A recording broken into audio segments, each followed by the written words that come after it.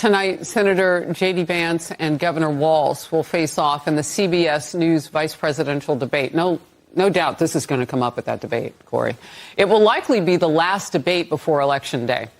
Vance is likely to call attention to Walz's progressive record in military service and all the questions surrounding that. Walz is expected to lean hard on his Midwestern Dad Act.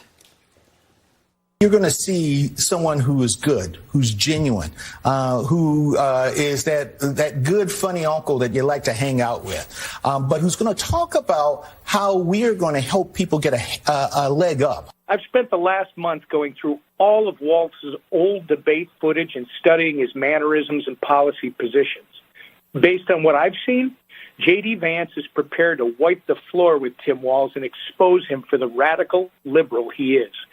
And I should point out that Emmer is actually playing the role of Walz in the debate prep for J.D. Vance. So that's how he knows so much about that. Corey. No, that's exactly right. Listen, Tom Emmer knows Governor Walz because they served from the same state. They served in Congress together. Here's the other thing, right? Governor Walz is a career politician, 20 years in elective office. J.D. Vance has been there for 2 years. We have two candidates on the debate stage tonight who have a fundamentally different view of what America should look like over the next 4 years. Tim Walz, Kamala Harris believe bigger government. Government is the solution to everything. Donald Trump, J.D. Vance, no tax on tips, no tax on overtime, no tax on Social Security. You get to decide what to do with your economic success. So this morning we were learning that in recent polling, 72% say that they see Walz as that nice guy. And he is a dad from the Midwest, and that is working for him. Real quickly, your thoughts. He has extreme values. That's the problem. He's an extreme leftist. We saw what he did during the riots in Minnesota. We saw what he has done when it comes to the issue of abortion, signing a bill that allows women to have abortion in the 9th month. That's an extreme position that is outside the realm of the mainstream, and that'll be on display tonight. Corey Lewandowski, great to have you on set. Damn, this burger's good. Yo, Chinaman, taste some of that American democracy. You, me, rap battle now. America, the most powerful force. We're shooting down y'all while we're winning awards. Come on, man, you think you can rap? You probably work in a sweatshop and eat cat. Hey, you f***ing fat. Your mama told me you need a smack. A Chinatown here, a Chinatown there. Before you even know it, Chinatown everywhere. What? Huh? Could you say that again? Cause I barely understood a word that you said. But we're the best fighter. Nothing will be finer. Soon the whole world will be made in China.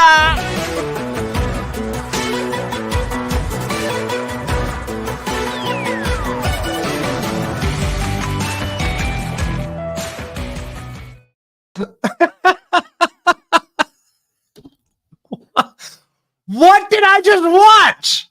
What was that? Where'd you come up with this? Why does J.D. Vance's face work so good on that Pittsburgh Steelers dude? What's that even from? Jerry, how do you do it? I don't know. It's the dark arts. We call it the dark arts. On this October 1st, the beautiful Tuesday debate Mageddon with J.D. Vance and communist CCP assets Tim Walz. We are very much looking forward to this debate. It's going to be, I would like to say, a matter of wits and wills, but I just don't think so. I think that J.D. Vance is going to kick ass. Of course, we'll see. We'll see what they got up their sleeve. But man, they've been like downplaying this debate. This debate happens, and they've been downplaying it like crazy. I've never seen anything like it. Democrats are all over TV all day today, all day yesterday, being like, oh, you know, like J.D. Vance did go to Yale and he is a lawyer and he's very smart. And so I don't know exactly what the strategy is going to be here. Is the strategy going to be that J.D. Vance is now going to overperform? Is the strategy going to be to have the reporters sicked on Vance so that Tim Walz doesn't even have to do anything? Expect that. And we have two reporters from CBS. Why do we need two reporters from CBS? Why? Now, apparently they're not going to fact check during the debate. They're not going to do live fact checking during the debate. That's been the promise. So we'll wait and see. I'll believe it when I see it. Ladies and gentlemen, we're going to have one heck of a show for you tonight. We got the great Lara Trump, who will be joining the program in just a moment, live from Trump Tower. We even have the great ALX, executive producer, live inside of Trump Tower. He's in the war room today. It's going to be awesome. We'll see if ALX can join us. We have the extremely sharp Jim Jordan on, who's going to be talking with us about the very dangerous and scary connections that Tim Walz has, that they are investigating right now inside the House of Representatives with the Communist Chinese Party. And we have on a wonderful member of Congress who's going to be able to speak about the assassination attempts on President Trump's life. President Trump will be going back to Butler this weekend. Expect us to be live for that. We're working on some very special coverage of that for you right now. But tonight is Debate Mageddon. We got J.D. Vance, Senator from Ohio, and the governor of Minnesota, Tim Walz. We've been covering Tim Walz's creepy background and past, and we want to go more into that because we've had some very shocking revelations today about what a dirty liar Tim Walz is. Of all places, CNN coming out with the reports about how Tim Walz is a filthy liar. Apparently, Tim Walz lied about where he was during the Tiananmen Square massacre, where the communist authoritarian government of China just like mowed over all of the people that were fighting for democracy and it slaughtered them all. Tim Walz said he was in China, and that proved not to be true. Another Tim Walz lie. We're going to stack them all up, ladies and gentlemen, on this program. But first, I wanted to throw to something that the president just tweeted. President Trump, we love the fact that Donald Trump is back on Twitter, all right? But he doesn't post the way that he used to, okay? Mean tweets are not exactly the same as they used to be. So when President Trump posts, it's like something of great authority. Trump used to be ubiquitous on Twitter and posting a lot. Now he posts everything on Truth Social, and he tweets only sparsely. And he tweeted something today about J.D. Vance. And he tweeted an incredible video. And we've talked so much about Tim Walz, and we go on the attack so much in this program. And it's something that our friend Vivek is constantly reminding me of, actually very annoyingly reminding me of all the time, which is we need to present a positivist future for this movement. And we need to tell stories about ourselves and what we want to do. The Republican Party has been the party of no, has been a party of no vision, no plan, just saying no, just being like the grumpy old men. And there's been no actual vision or story told. Now, we've been setting about telling as good of a story as we possibly can about the things as best that we can do in our current capacity. But I tell you, man, the Trump campaign with this Trump tweet put out a beautiful piece on J.D. Vance and where he comes from. So we want to start today by just letting that sort of breathe and setting the scene for who J.D. Vance is. Fresh off the presses, directly from President Trump, here is the vice president. A lot of people feel like the American dream is further and further away. That if you work hard and play by the rules, it's a little bit harder to get ahead. It's a little bit harder to support a family, a little bit harder to buy a home. The world I grew up in was one where I think for the first time really in American history, my parents' generation did not expect their children to necessarily have a better life than they did. And you saw that in all kinds of different ways, but there was this sense growing up in Middletown in the 1990s that a lot of people didn't expect the future to be better than the past, and that's a really unique and a really tragic thing. The jobs started to disappear from that community, drugs started to move in, hopelessness started to move in, and so a lot of people who really knew that the future would be better than the past actually found a world that was a lot more difficult and a lot more challenging. I wrote Hillbilly Elegy because I wanted to give people a sense of what it was like to live in a community like mine. I didn't think a whole lot of stories were told about white working class Americans. I didn't think a lot of stories were told about people who were struggling with some of the problems we were struggling with, joblessness, drug addiction, and so forth. And I thought that I could tell a story that would make people understand my family a little bit better, and maybe in the process, understand the struggles of a lot of families. I come from the places that I want to represent, and what we need is to stop sending people that are of the DC swamp. We need to send people who are of the places they aim to represent. I want to fight for the people that I come from. The American media has been laundering foreign disinformation. It is disgusting. Instead of talking about the crises in our country, they try to silence the people who are experiencing them. Who do you want answering the phone? Do you want a person who hides from the friendly American media? Or do you want a person who takes a bullet to the head and stands up and says, fight, fight, fight? Kamala Harris, you ought to have respect enough for your own people to enforce their border laws and listen to them. Listen to them when they complain about it. Don't pretend they're bad people. We're not bad people for loving this country. You're a bad person for doing this to the country in the first place.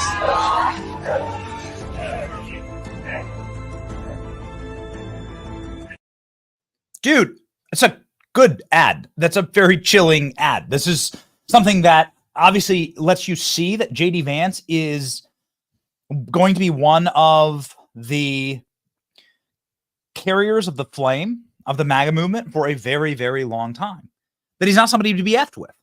And again, I look forward. I mean, you got the cover image of this live has Tim Walz with a glittery glove on. We spent all morning like talking about strange little thing. I'm Tim Walz. I'm so excited, so exciting, and dance kick moves that Tim Walz does. It's super creepy. And we're gonna go in. We're gonna not pull our punches with Tim Walz, believe that. But I like a little bit of credit where credit is due for JD Vance. I mean, this guy is living truly the American story. I hope against hope that he calls out Tim Walz for being a dirty communist. Tim Walz is someone who has been now identified as a person who's of interest, let's just say, for communist party influence. The guy's been to China 30 times. He honeymooned in China. He lied about where he was during Tiananmen Square. Doesn't make any sense.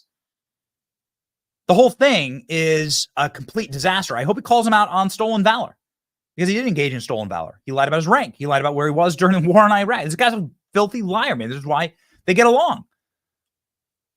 Or maybe Kamala just chose him because China promised, if you put in our pawn as president, or as vice president, I mean, Kamala Harris in charge, effectively president, then we'll make sure that everything gets rigged for you. Who knows? I mean, we're not sure, but here's what we are sure of. The JD Vance has a crystal clear, rings like a bell capacity to actually make these points. This is a clip that of JD Vance effectively on his way to this debate today. They're going to be doing this debate in New York. And I watched this clip, and it's like a 30-second clip, and you're like, dude, this guy is functioning with 50 IQ points on on Tim Walz. He's going to be able to make this but JD Vance makes a point. This is why they have to try and meme JD Vance or try and like call him weird or whatever, because they know they can't win the debates fair and square. They know they can't win inside of the landscape of actual ideas when they're fairly presented.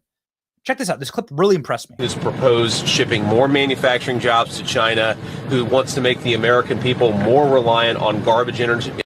This is a guy who's proposed shipping more manufacturing jobs to China, who wants to make the American people more reliant on garbage energy instead of good American energy, and has proposed defunding the police just as Kamala Harris does. I think it's interesting, actually. They make an interesting tag team because, of course, Tim Walz allowed rioters to burn down Minneapolis in the summer of 2020, and then the few who got caught, Kamala Harris helped bail them out of jail. So it is more instructive for what it says about Kamala Harris, that she doesn't care about the border, she doesn't care about crime, she doesn't care about American energy, and most importantly, she doesn't care about the Americans who have been made to suffer under those policies. JD Vance, again, it rings like it doesn't have the same sort of swagger and the way that Donald Trump does it, but that's okay. This actually works great. You don't want somebody no one can out Trump, right? But it's good, it's crisp, it's clean. JD Vance's last debate performance was really sharp. He was debating this dude named Tim Ryan. He was kind of like squishy, cucky Democrat in Ohio, who's running against him. And this debate was happening in 2022. I believe this would have been the year 2022. So this was not too long ago. Check it. We have a. Hold on, JD. Stop This is disgusting. I'd like to get here's exactly what happens when the media and people like Tim Ryan accuse me of engaging in the great replacement theory. I'll tell you exactly what happens, Tim. What happens is that my own children, my biracial children, get attacked by scumbags online and in person because you are so desperate for political power that you'll accuse me, the father of 3 beautiful biracial babies, of engaging in racism. We are sick of it. You can believe in a border without being a racist. You can believe in the country without being a racist. And this just shows how desperate this guy is for political power. I know you've been in office for 20 years, Tim, and I know it's a sweet gig, but you're so desperate not to have a real job that you'll slander me and slander my family. It's disgraceful. Yo.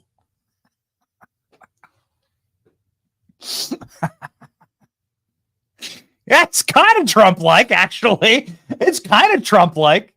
I mean, all he needs to do is say, you'd be in jail at the end of that, and he'd be good. And it'd be like, oh wow, hey man, just get in the tanning bed, and yo, you are on your way.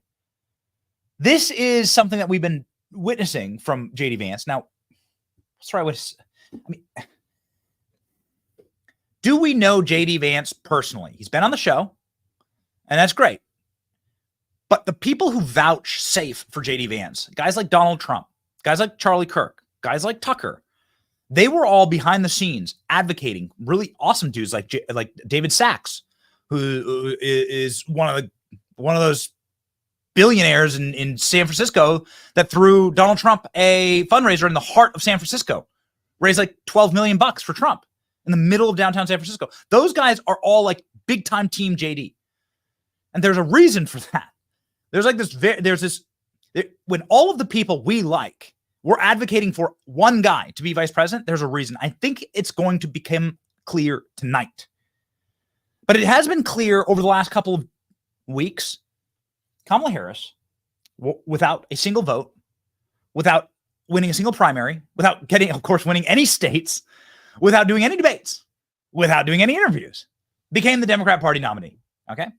And they threw all of the votes, 15 million Democrats, for Joe Biden primary and tossed them directly into a furnace, trash compactor in the middle of a volcano. And they threw out Joe Biden. These people will do anything for power. This is their last demonic scream, desperate attempt to like seize power or keep power. So be it. And in the midst of that, JD Vance did something that I will always say, man, good on you.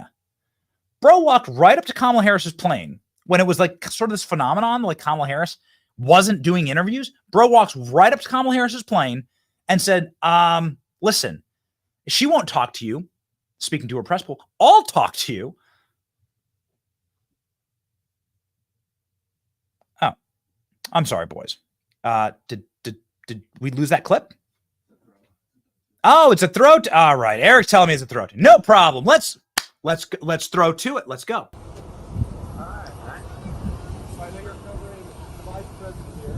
I figured I'd come by and one, just give a good look at the plane. Hopefully it's going to be my plane in a few months, but I also thought you guys might get lonely because the vice president doesn't answer questions from reporters and hasn't for 17 days. Have they given you guys an explanation for why she won't take questions from reporters? No? Nobody? Okay, great. Well, I hope that she changes her mind because it'd be good for the American people, and I think it'd be good for you all if she actually ran a real campaign instead of one from a basement with a teleprompter. So have a good one, guys. See ya. What would you like to hear from her? I'd love her to answer the questions. I'd love her to just answer what she wants to do and also explain why every single position she has changed. She pretends to be a prosecutor, yet she pretends to be a tough on crime prosecutor, and yet here she is wanting to defund the police. She's the border czar, yet she's opened up the American southern border. This is a person who has to answer the questions from the media, and it's disgraceful that she runs for you guys. It's also insulting to the American people. But anyway, we're going to go do our event. I appreciate you guys being here. I wish she paid you some more attention. See ya. Bro, it's an alpha move. Danny, can you grab me that photo? Grab me that photo of them all like laughing and walking like back like Leonardo DiCaprio from the plane. Like, can you grab me that photo? It's like JD Vance did the meme, man. Bro did the meme. He's gone hard at Tim Walz before. J.D. Vance has said Tim Walz is a scumbag before, and that Tim Walz abandoned his battalion, his National Guard group, right before they deployed. He did this for political power. He lied about his rank. He lied about what he did during the global war on terror. He lied about going to Iraq and Afghanistan. He allowed Nancy Pelosi to call him an Afghanistan war veteran during multiple events. He got fake awards.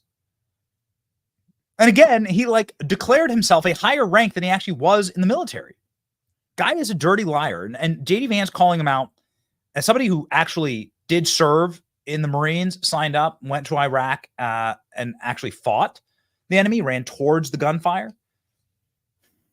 Dude, I hope they bring it up. I really do. This is the last time that J.D. Vance called out Tim Walz to his face. Now, look, what really bothers me about Tim Walz, it's not even the positions that he's taken, though certainly he has been a far left radical. You know what really bothers me about Tim Walz as a Marine who served his country in uniform? When the United States Marine Corps, when the United States of America asked me to go to Iraq to serve my country, I did it. I did what they asked me to do it, and I did it honorably, and I'm very proud of that service. When Tim Walz was asked by his country to go to Iraq, you know what he did? He dropped out of the Army and allowed his unit to go without him, a fact that he's been criticized for aggressively by a lot of the people that he served with. I think it's shameful to prepare your unit to go to Iraq, to make a promise that you're going to follow through, and then to drop out right before you actually have to go.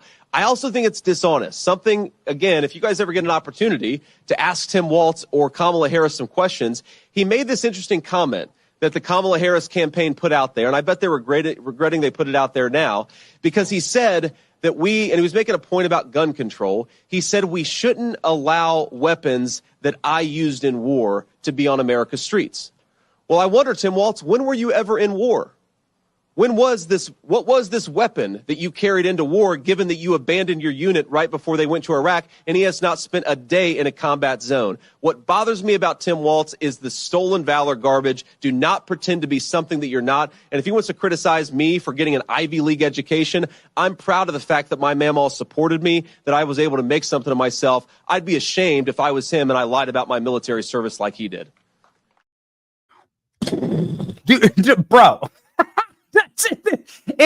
If it comes down to it, if they actually throw down on set, like if it actually comes down to it, that's gonna shatter a glass jaw, man. That is a blow right there. You're not coming back from that haymaker. That is probably the most passionate that I've seen JD Vance on the trail. And I really hope we get that JD tonight. I think we're going to. I mean, look at this. This is the energy. This is the photo. He did the meme. Look at him. This is them walking back from Kamala Harris's little plane that she's renting right now, Air Force Two, soon to be JD Vance's plane. We're going to see this shot a lot as JD Vance gets an Air Force Two himself in just 35 days. Whoa! Somebody who is, of course, working day and night to make that happen is the great Lara Trump, who joins the show live now.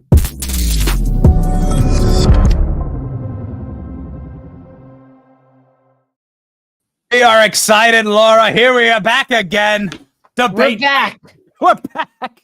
It's debate night. You know, JD Vance, he's a very different style, obviously, than your father-in-law, but it's almost, it's like, is scary in like a different shade. I think that his reports of Tim Walz being quite nervous has a lot of merit to them. JD Vance has got to have 50 IQ points on this guy. Oh, at least. I mean, and that's on the low end. Yeah. And I mean, the word is directly from CNN. I think the folks that they have talked to in the Walz camp are basically saying, yeah, he's just going to kind of like dodge questions. He realizes he doesn't have to answer every question. Benny, that's what we've seen from this entire ticket. Kamala Harris has never once answered directly or succinctly or coherently in any manner any question she's been asked. She tap dances around. There's a lot of jazz hands, smoke and mirrors, opportunity economy, and lawns are looking good and a middle class family and all the nonsense. And we've never gotten one solid answer from her. And I would be nervous if I were Tim Walz too, because they are trying to sell the American people the disaster that we've all just lived through over the past 4 years. They're trying to sell the American people that they should turn the page. You can't turn the page when you wrote the book. The way you turn the page and the way you move forward is with different. And you couldn't be more different than JD Vance and Donald Trump. And so I would be pretty nervous if I was Tim Walz too. I'm certainly ready. I've got the popcorn popped and I'm ready to go. Oh man, the turn the page. You just yeah triggered me. That Tim Walz's wife talking about turning the page. Can we load that as a play beside? Oh, That's the God. creepiest. That's I've never seen crazy eyes like that. I've never, and I went to a state school. And I've never seen crazy eyes like Tim Walz's wife, man. It's crazy. We'll load it up and play it beside. We played it this morning. It's the worst. It makes Hillary Clinton look like Princess Diana. It really does. She's tough, man. Okay, so you're handicapping JD Vance. Now, this is kind of interesting because both of these guys are relatively unknown quantities, right? The governor of Minnesota, not typically that big of a national position, and JD Vance has only recently sort of been baptized into the political sphere. And so I think America's going to see something quite new tonight. Something quite interesting. But the difference, Benny, I think, is that you've actually seen JD Vance out there on the campaign trail quite a bit, taking questions from hostile reporters. Look at all the interviews that he's done. He has been well vetted, to a certain extent by the hostile mainstream media. And so people have gotten to know JD Vance to a certain extent. Tim Walz is obviously taking a page out of the basement playbook of course, starting with Joe Biden, Kamala Harris now. He really hasn't been out there quite as much. So there is a lot of pressure on him tonight. But you're right. I think what the American people are going to have an opportunity to do is get to know both of these men and get to hear about their positions. If we get one again from Tim Walz, we'll see what we get from him tonight. But certainly JD Vance has this great thing on his side, and it's called 4 years of Donald Trump actually being president, a great record that they are running on their side of the ticket. And I just think that whenever you're going to have to answer for Kamala Harris and say, why is it that she says she's going to do things differently? Why hasn't she done anything in the past 3.5 years? Why would we want to go back and do the same things that we're dealing with right now? Take a look around. Look at the Middle East. Look at our economy. Look at our southern border. And you tell me whether things are moving in the right direction. So I don't know how he answers all of those questions. But I do think that when we come out of tonight, the American people will probably have a clearer picture than ever, if it isn't already crystal clear to them that you have to vote for Donald Trump and JD Vance in this election. Bro has done one interview. He did this one CNN, emotional, fluffy support mascot animal interview with Kamala Harris. And he was asked one combative question by Dana Bash. And his answer was, me no understand English good. Yeah.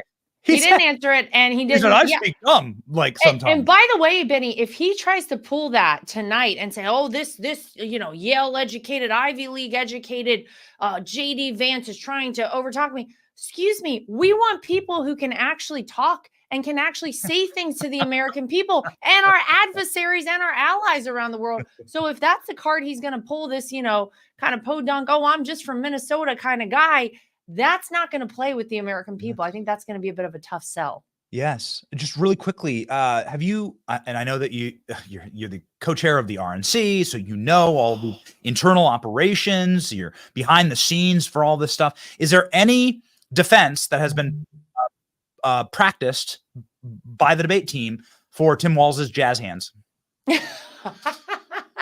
And he actually may pull out literal jazz hands, because that's how far gone things have become. They have no answers for things, and it really has been an effort of the smoke and mirrors and really jazz hands. Like if he gets nervous, maybe he just does a day. I don't know what to expect. I can tell you, if that happens, JD Vance will be prepared to deal directly with it, and just you wait. Can you give us a little insight? This is always my favorite question. A little insight into how the preparation has gone for JD Vance. We played a clip previously in the program of member of Congress. Danny, remind me of his name. Tom Emmer. Tom Emmer. Tom Emmer. He's been obviously coaching JD Vance. Can you give us any kind of background on how the debate prep's gone? Yeah, well, I mean, I think Tom Emmer is a perfect person. He's from Minnesota. He understands the people of the state, and he's talked with a lot of them about their problems with the governor, Tim Walz, and where all of his, all of his issues lie, and maybe where he's vulnerable.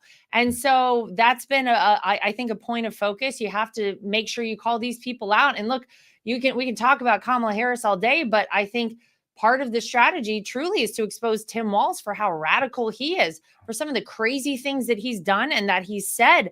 And I think that, whenever people get to know him a little bit more, it's going to be very obvious that this cannot be a guy who's a heartbeat away from becoming president of the United States as vice president. It's a very scary prospect. And so as much as we expect that the CBS moderators, it'll be another probably a 3-on-1 situation like we saw with the ABC News debate, I think what JD has prepared to do is really to talk about the things that the moderators probably should be, but we expect they likely won't, which is exactly what we saw in that ABC News debate. So he's ready to go. He's ready to call Tim Walz out. He's ready to call out Kamala Harris, and he's ready to actually ask questions of Tim Walz if the moderators themselves don't do it.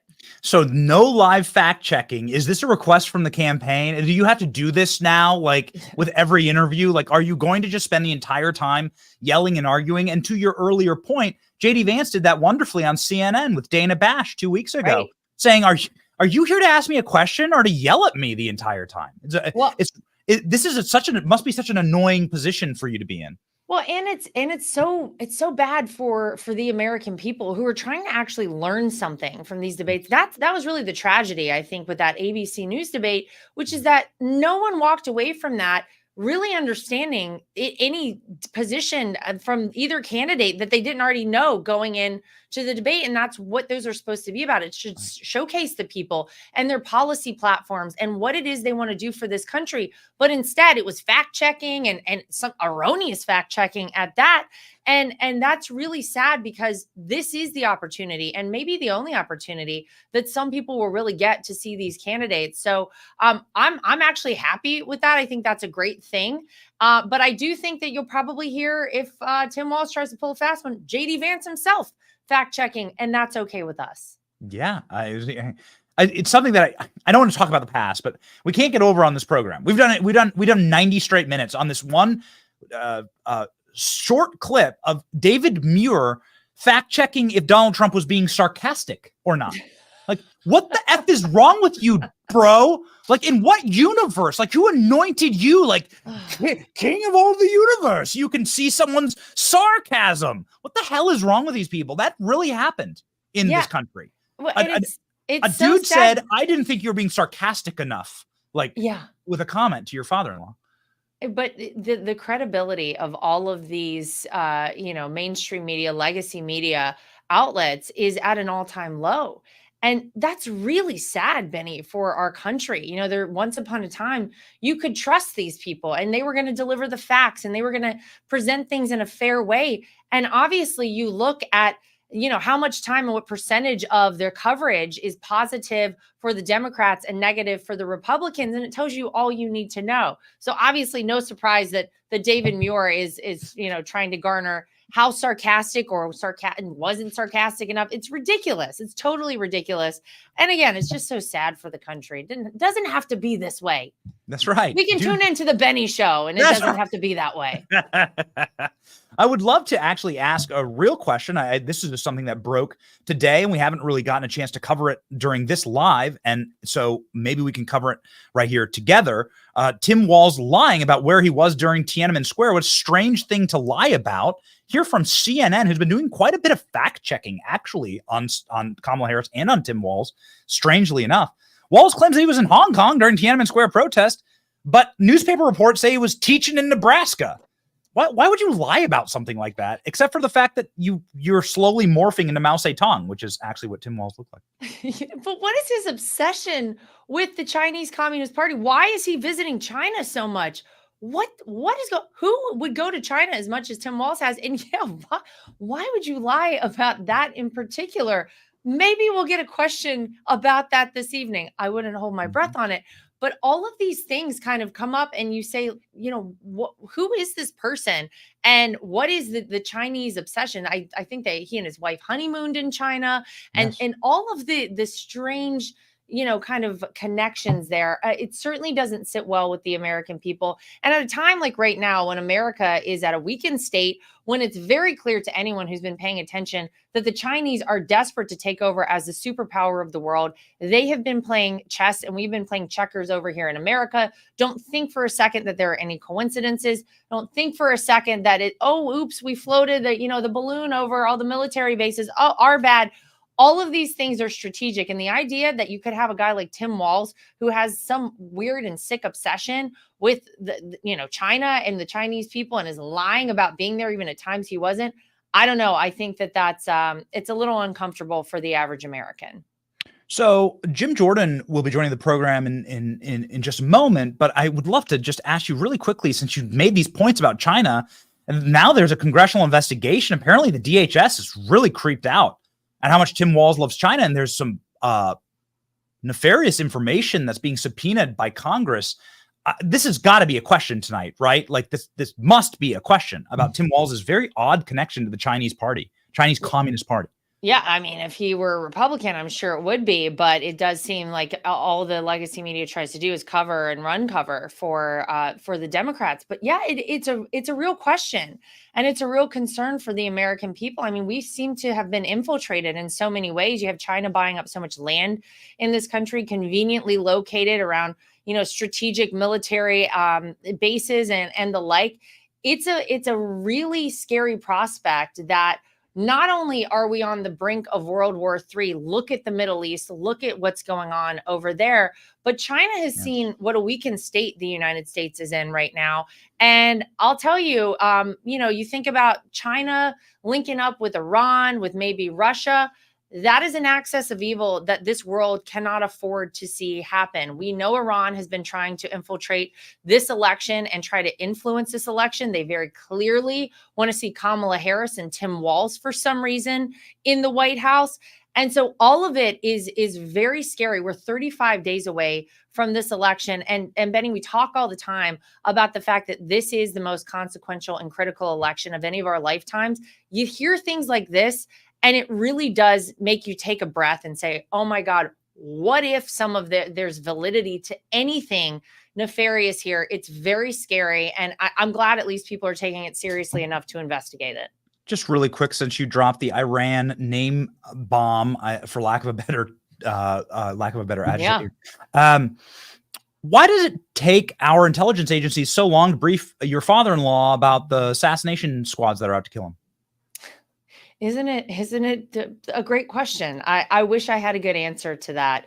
But all of it is very upsetting and unsettling. And, you could read into that a lot of different ways, Benny. What I'll say is that I'm glad that God has been on Donald Trump's side twice now.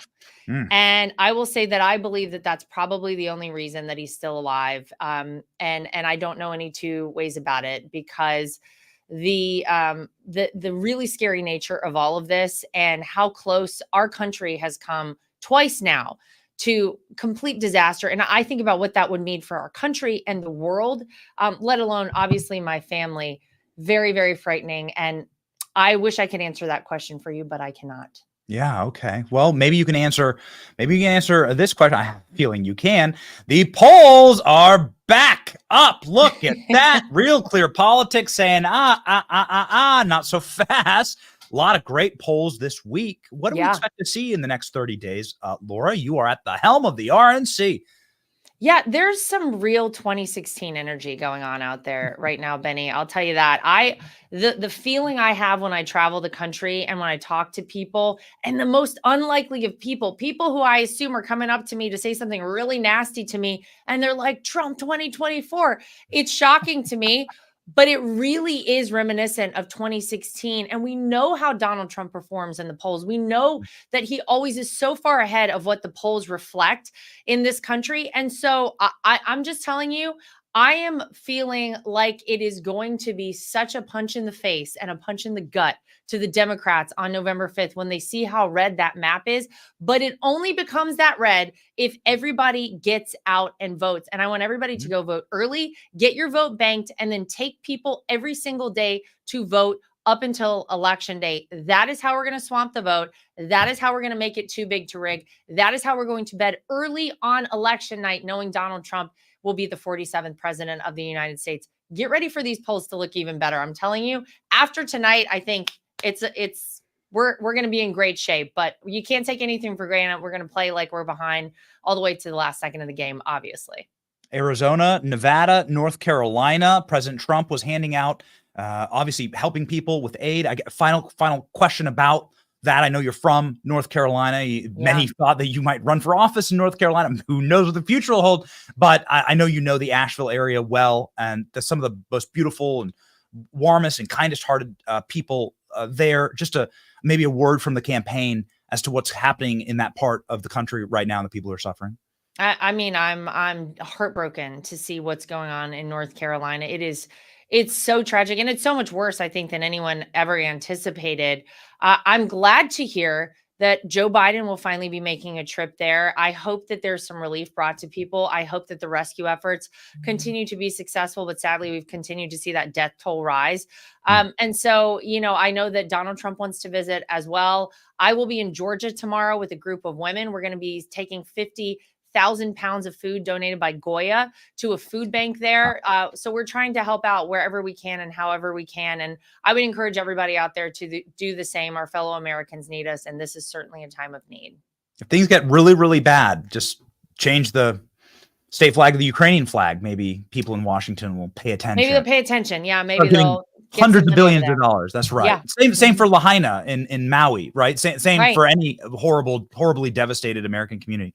Laura Trump, we have the Swamp the Vote website that Laura just name dropped here. Here's how you can help. This is swampthevoteusa.com. This is how you make sure that you are banking your vote. Laura, any other way that people can help out in the last few days that we got here? Oh, well, we have 200,000 people who are being trained and have been trained as poll watchers, poll workers, and legal experts. But we always want more because we need this to be a free, fair, and transparent election. We have to restore integrity in our electoral process. We know we can't rely on the other side of the aisle to do that. So protectthevote.com is the website. You can volunteer. We will train you. We'll tell you what to look out for in your area or anywhere in this country. Protectthevote.com. We always want more people on this team because this is the year we start turning it back around. And then let's get Donald Trump in that White House and let's get one day of voting. Let's get voter ID across the country. Let's do paper ballots from now on. But we got to get through this one, Benny, so everybody can play a role. Everybody can come out and be a part of the team. Protectthevote.com. Please come join us. Here we go. All right, baby. Hey, thank you so very much, Laura. Of course, everyone go follow Laura on X. Probably already are, but if not, head on over there. The beautiful Trump boat parade in the background here, and ready to. Oh, here we go. Sorry, there you go.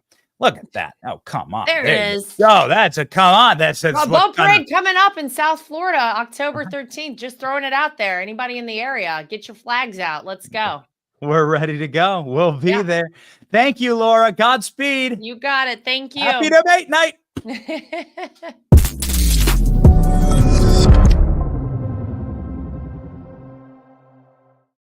Joining the program now, a man who needs absolutely no introduction, but the native son of the great state of Ohio, a man who has made that state so very, very proud and is the king of oversight in the federal government, who can speak to us about some of these strange China ties with Tim Walz. The great chairman, Jim Jordan, joins the program now.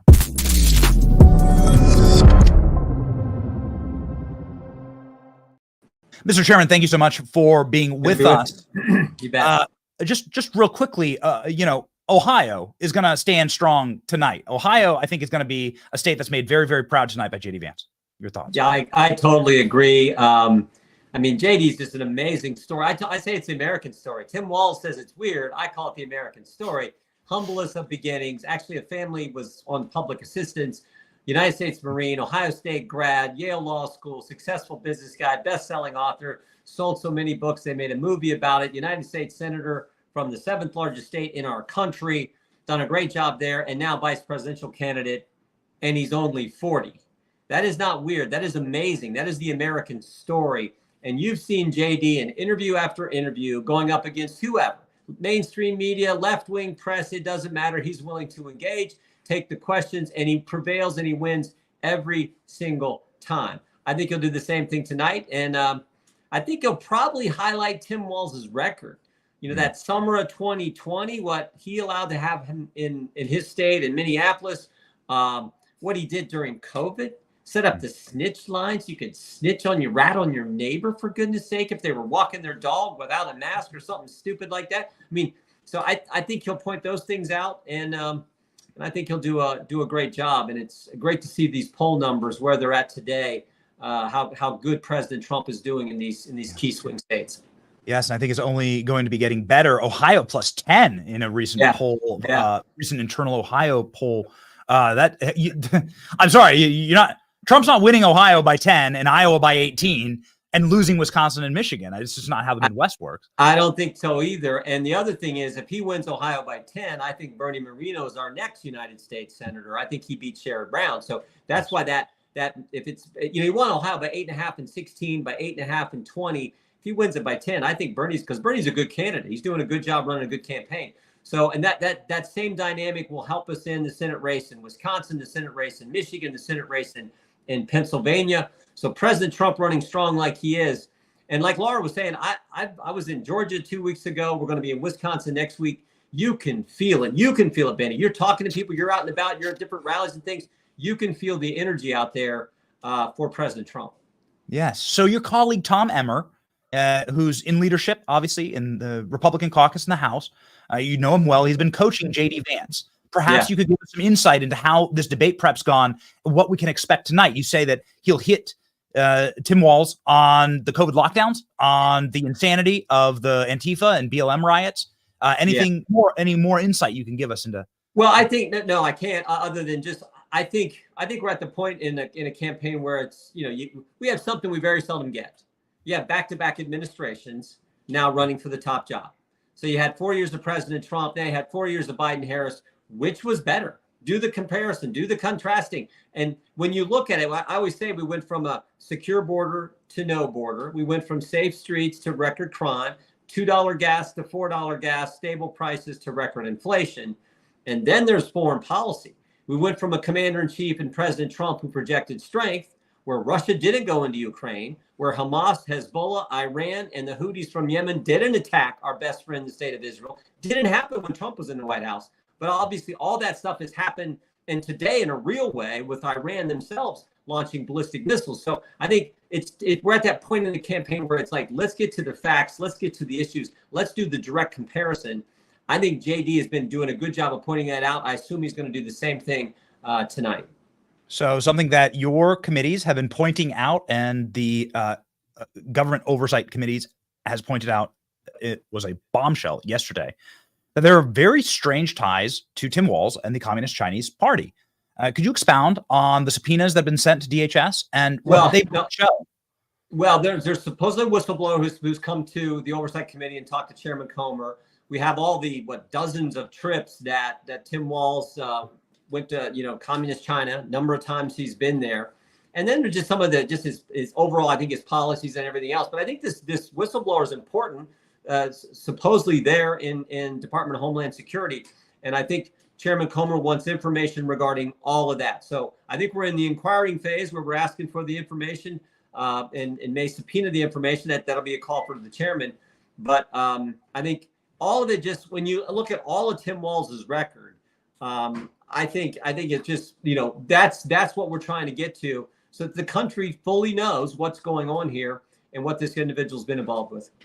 It's a little weird to honeymoon in China. There's a little strange. Bernie Sanders, I guess, honeymooned in the Soviet Union. It's also a little strange. Yeah. A little odd to get married on the anniversary of Tiananmen Square, so you have a date that you'll remember, and then to lie. This is from CNN just an hour ago.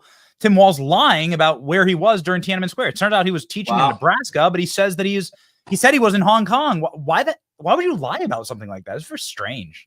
Yeah, I think the irony is you use the term weird, and of course that Tim Walz is the guy who started that term on JD Vance, which makes no sense to me.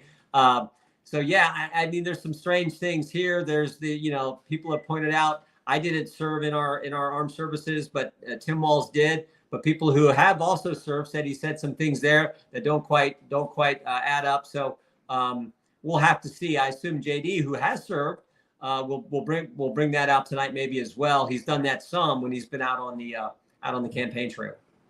I want to touch very briefly because you're also someone who has very close ties with Donald Trump, and it's gotta suck to be right about something. You're often right, Mr. Chairman, but you came on this program. We actually pulled the clip. You came on this program right after the first assassination, and you said if we don't do something, there's going to be another assassination attempt on President Trump, and they're going to keep trying. And yeah, I'll be damned, sir, if you were right. You were chillingly right.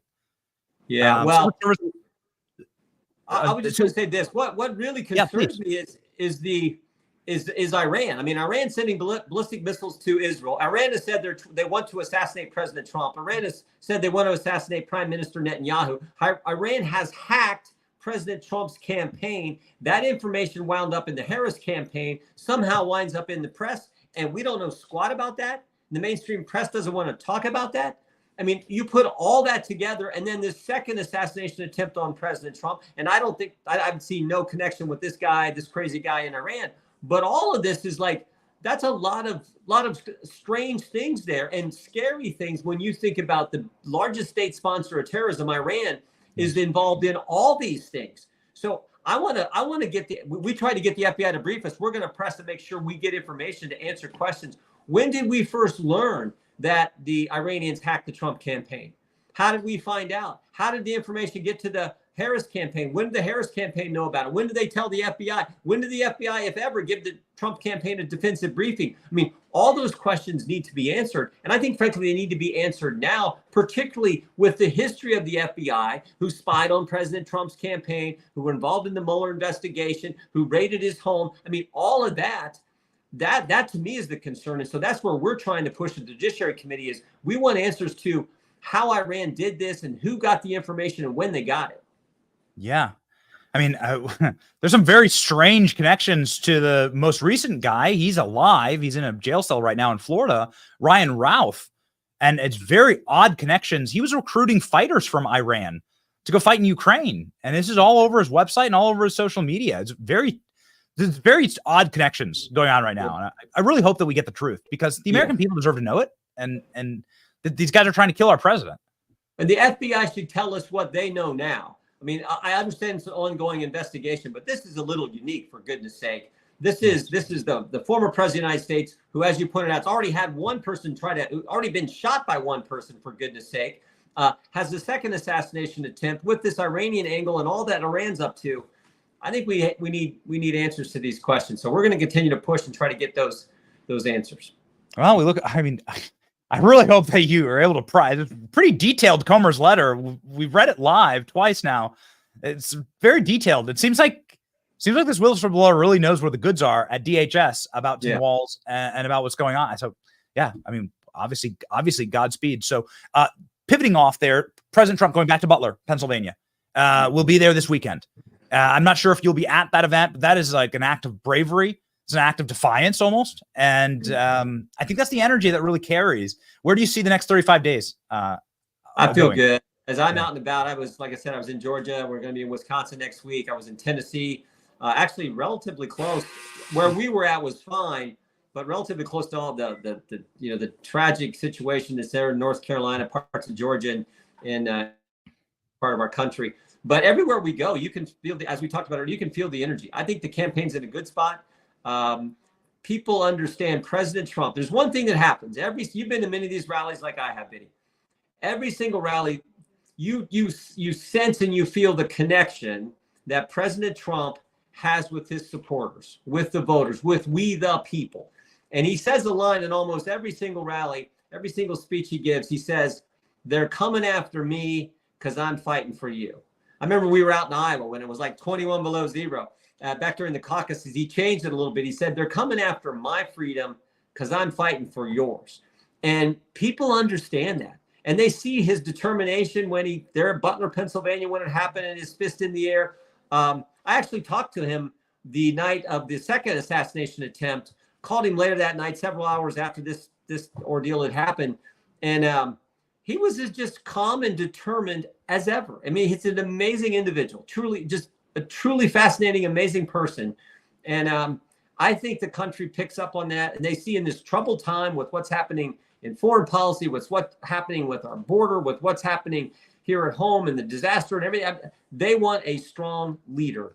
And I think they see that obviously in President Trump. All right. Well, we'll have that message carry us into Election Day in just 35 days. Wild, man. The final question here, Mr. Chairman, handicap for tonight. JD, I think that JD Vance has 50 IQ points on this guy. Yeah, JD's one smart guy, and you've been around him. I've had the privilege of having him as my, he represents me in the United States Senate, and I think he's done a great job. He's as I said, it's the American story. It's an amazing story, and he is just a sharp guy who I think is going to do very well tonight. I just do. I just think he handles it. Every one of these interviews he does with someone in the left-wing press, he always wins. He always wins, and he's just calm, deliberate, sharp, articulate. Just you can pick the adjectives, but he's all of those, and he handles himself the way you want someone to handle themselves in those situations, and it's why I think he'll make a great vice president. All right. Well, we just have one prayer for JD Vance tonight, is that stay clear of the jazz hands of Tim Walz. All right, they come out of nowhere. You never know where they're going to come. They're flailing all over the place. Watch out, Duck. I don't know what his reflexes are like. I don't know. I'm not sure. I don't think he was a national championship wrestler. So, well, but he's a sharp guy, that's for sure. Right. Thank you, Mr. Chairman. We deeply appreciate your time tonight, and Godspeed on these investigations. Please save the president's life, if you would. All right. Take care, Benny. Thanks for all you're doing. All right. Thank you, Mr. Chairman.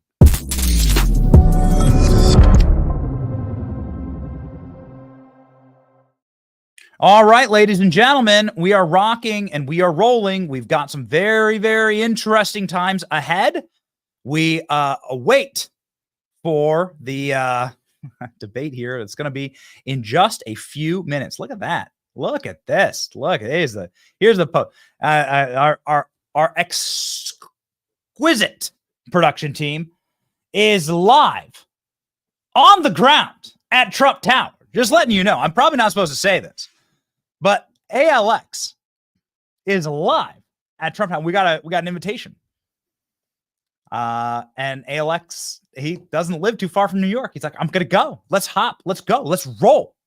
So will ALX be like, will he be able to go chill with JD Vance tonight? We're not sure. Here's a photo of JD Vance in his motorcade on the way to the debate with my man, says Donald Trump Jr. There you go. You can see him ripping through the streets of New York. The great ALX is in, I don't know. Danny, you want to chat? You want to see if ALX see if ALX can give us a tour of the war room, if that's even allowed. We'll see. But the great ALX is in Trump Tower. Okay, he'll be bringing us sights and sounds from Trump Tower. We have here from Donald Trump Jr. The debate is going to be at CBS News headquarters. That's going to be in Manhattan, in New York, and so we'll see what happens. We'll see what happens tonight. Man, the polls are looking good, man. Got to tell you, we didn't get a chance to talk all the way through all the numbers. We got the debate in less than 20 minutes from now. These debates, by the way, are very on time. Winning in North Carolina. Holy smokes. Donald Trump up 2 in North Carolina. Showing Trump up 2. All these consistent Carolina polls. Man, if you are trying to swing North Carolina, you're doing a bad job. And the way they've treated that state. Pennsylvania, woof. Donald Trump up 3 in Pennsylvania. Trafalgar Group, the most accurate pollsters in the country, actually. This side of Rasmussen, who's our dear favorite, our friends at Rasmussen, also excellent. New Donald Trump up in Pennsylvania. Whoo! Donald Trump posting this spicy meatball. You may have noticed that World War III kicked off today. Israel had a horrible barrage of ballistic missiles fired at it. We pray for people's safety. We don't want war. We want peace. We don't want anyone to die. We don't want anyone's future to be cut short. We don't want the elimination of like nations or people on earth. Like, we actually want peace. We want people to chill out. We hate all these conflicts. The world's gone to hell in a handbasket. President Trump, this is the ad that is pinned to the top of President Trump's page right now. We thought, since we talked about how Donald Trump is exclusively using X, we might as well feature this ad. And we have this ad to play for you. It's one of my all-time favorites. I mean, this is just really well done. Here we go. 10 million views and flying. The video at the top of President Trump's page right now. Expect, with the given news that Israel was under massive attack today, this to be pushed pretty hard in the debate. Here we go. Us, China also saw their weakness. So did Putin. Like us, China also saw their weakness. So did Putin. Then he invaded Ukraine. Hamas saw Harris' anti-Israel statements and will use it as a green light to keep murdering Israelis. And Iran thinks Harris is so incompetent, new intel shows they're trying to help Harris win the election. America doesn't need another TikTok performer. We need the strength that will protect us. I'm Donald J. Trump, and I approve this message. Whoa! Whoa! Oh man, I haven't actually watched this with we just saw. I've just seen it in passing. This is a brand new one from today. Look at that. America doesn't need another TikTok performer. Yo, that's a heater. The entire studio's cracking up. America doesn't need another TikTok performer. Come on! We need the strength that will protect us. I'm Donald J. Trump, and I approve this message. All right, this is great. Oh no.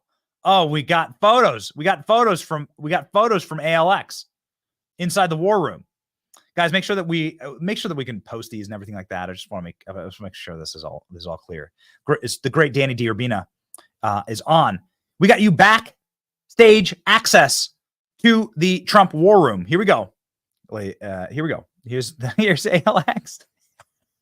This is inside Trump Town. Look at your boy. Look at him. There he is. There he is. Got Gavin Wax.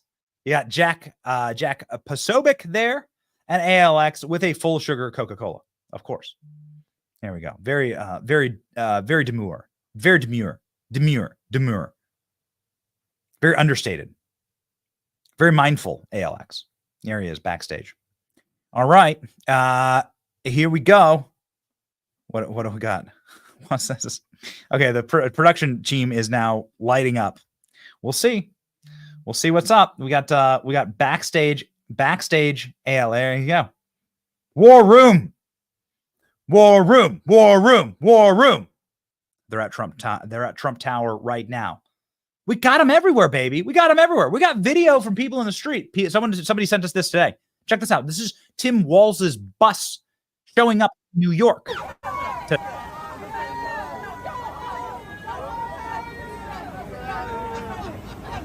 Look at all the people. This is Manhattan. This is Manhattan. Look at that. Tim Walz getting mogged in the streets of New York. New York. Man, this is great. So fantastic. And we got him, baby. We got him. We got ALX from inside of Trump Tower. What other programs bringing you live shots from inside Trump Tower before the debate? Let's just give it a shot here. I know that the connection may be shaky. Here we go. ALX. Let me get in here, right here. All right. We got the war room in here. One sec. ALX live. Look at this. This is great, dude. Fantastic. What up, crew? What up, team? I have my AirPod in, so you guys can't hear it. But yeah, this looks great, man. So ALX, can you hear me? Yes. Give me a breakdown, please, of where you're at right now and what's going on. Yep. So we're in Trump Tower in New York, and we have a war room with a bunch of creators like Jack Ashley St. Clair. And yeah, we're all sitting down to get ready for the debate. We have a big screen there, and we're all going to be putting out our live reactions to the debate. The Trump War Room and Alex Brusewicz and everyone at the Trump Organization hooked us up with a nice space in here for the entire group here. So yeah, we're going to be live reacting. You can follow us on and obviously follow Benny's feed on X as well. But yeah, we're here. We're locked in. I've got the black MAGA hat on, dark MAGA all the way. Got the dark MAGA energy.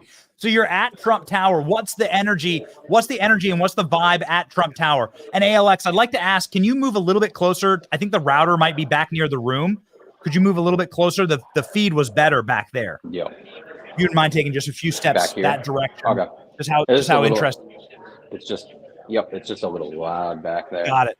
Everyone knows we're letting her rip. ALX from his phone. Anyway, it's awesome. So inside Trump Tower, what's the vibe there? Are there supporters outside? Are there people cheering? So there was apparently a bus earlier outside trying to protest, and that was about it. But we did see some supporters with MAGA hats outside. And I stayed at this hotel last weekend actually, and my room was right above the Trump lettering. And I just noticed so many people on the streets taking pictures of the Trump, like taking selfies with the sign in New York. And I was seeing it when I was waiting out there today. So many people just stopping just to take pictures with, Trump's name on a building. It's just insane to see in New York. But yeah, the energy here is really high. People are hyped for this. Everyone pretty much knows that JD is going to wipe the floor with old tampon Tim. So, what is the chances that JD Vance goes and visits the War Room tonight? I mean, it's not zero. I don't know. It's not zero. I do know that people were here earlier that were affiliated with JD, and they were checking things out in here. So, I mean, he could come afterwards. Who knows? But yeah, I'll be sure to get footage if that happens. Ladies and gentlemen, we know that we'll pop right back into this live. If JD Vance goes in, we don't have JD Vance booked for tonight. Tough night to book JD Vance. But if he comes into the War Room, we'll have reporters there. Okay, so do you see – we just talked with Jim Jordan about extra security for Trump. Do you see extra security in Trump Tower? There were a couple people outside, but I think they're mainly following JD, and I did see that he's on his way to the debate. But it's not as locked down, as I've seen in years past. I think it's because it's a little more low key of an event, because only the people who were invited here probably knew where it was. But yeah, things are pretty secure in this property anyway, because there's police officers outside, usually parked outside of this property anyway. And it's really tough. You can't get up here without a key card and everything. So it's pretty secure here anyway. But yeah, I'm sure JD's got all the protection he needs, and we'll see the Secret Service protection if he does stop by here after. So awesome! I'm so happy that you're there, Alex. Final question for you: anything that you've heard or anything that you've seen behind the scenes with the Trump team about what to expect tonight? I'm expecting what we've been seeing on CNN and MSNBC with Vance taking the flamethrower to Walz, and then also I've been hearing a whole lot about just what happened today in Israel. He's just going to make that point that you are not safe under Kamala Harris and Tim Walz. This is reality, and if you want peace, you have to vote for Trump and Vance. And if you want more of what we're seeing, World War III could pop off at any moment, every single day of the Kamala Harris administration. Then, if you want war in World War III, that's your candidate right there is Walz and Harris. So I think he's really going to hit really hard on that. And then also the illegal immigration numbers that just came out under the Biden-Harris regime. So awesome. We're so excited for your coverage from inside the War Room at the Trump Tower. That's the shot. The only time I've seen a media war room with a chandelier, beautiful chandelier in it. So they're treating you nice. This is pretty amazing that you're seeing Trump supporters all over New York City. It's so awesome. We just played the Tim Walz bus clip. It's pretty neat, man.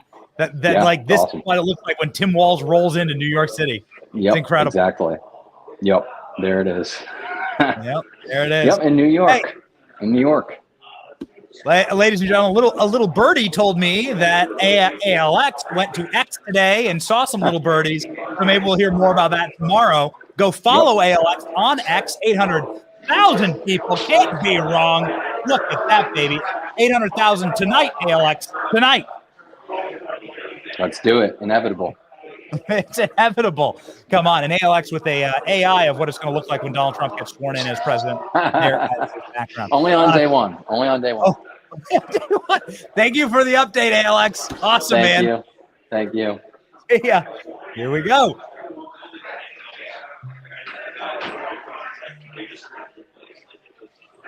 Ooh, we need the stinger, Eric. You need the stinger, Eric. It's tradition. When the guest comes on and off, you got to do the stinger. Yeah, all right. Okay. Well, that's fine. We could just do a live stream. The entire thing could just be a live feed of ALX, but we're not going to allow that because we're 10 minutes away. We're 10 minutes away from the debate. Ooh, baby. This is amazing. Look at this.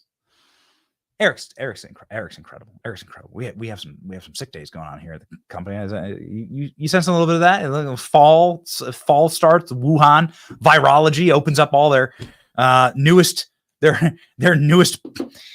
pumpkin spice latte.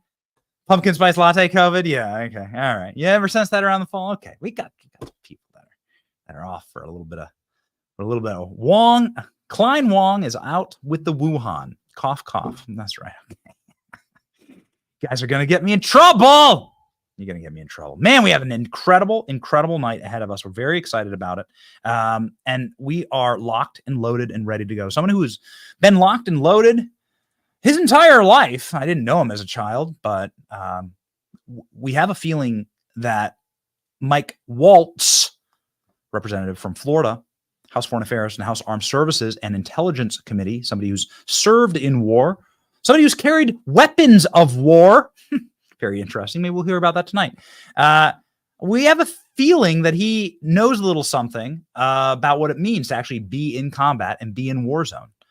And the great Congressman Mike Walz joins us now.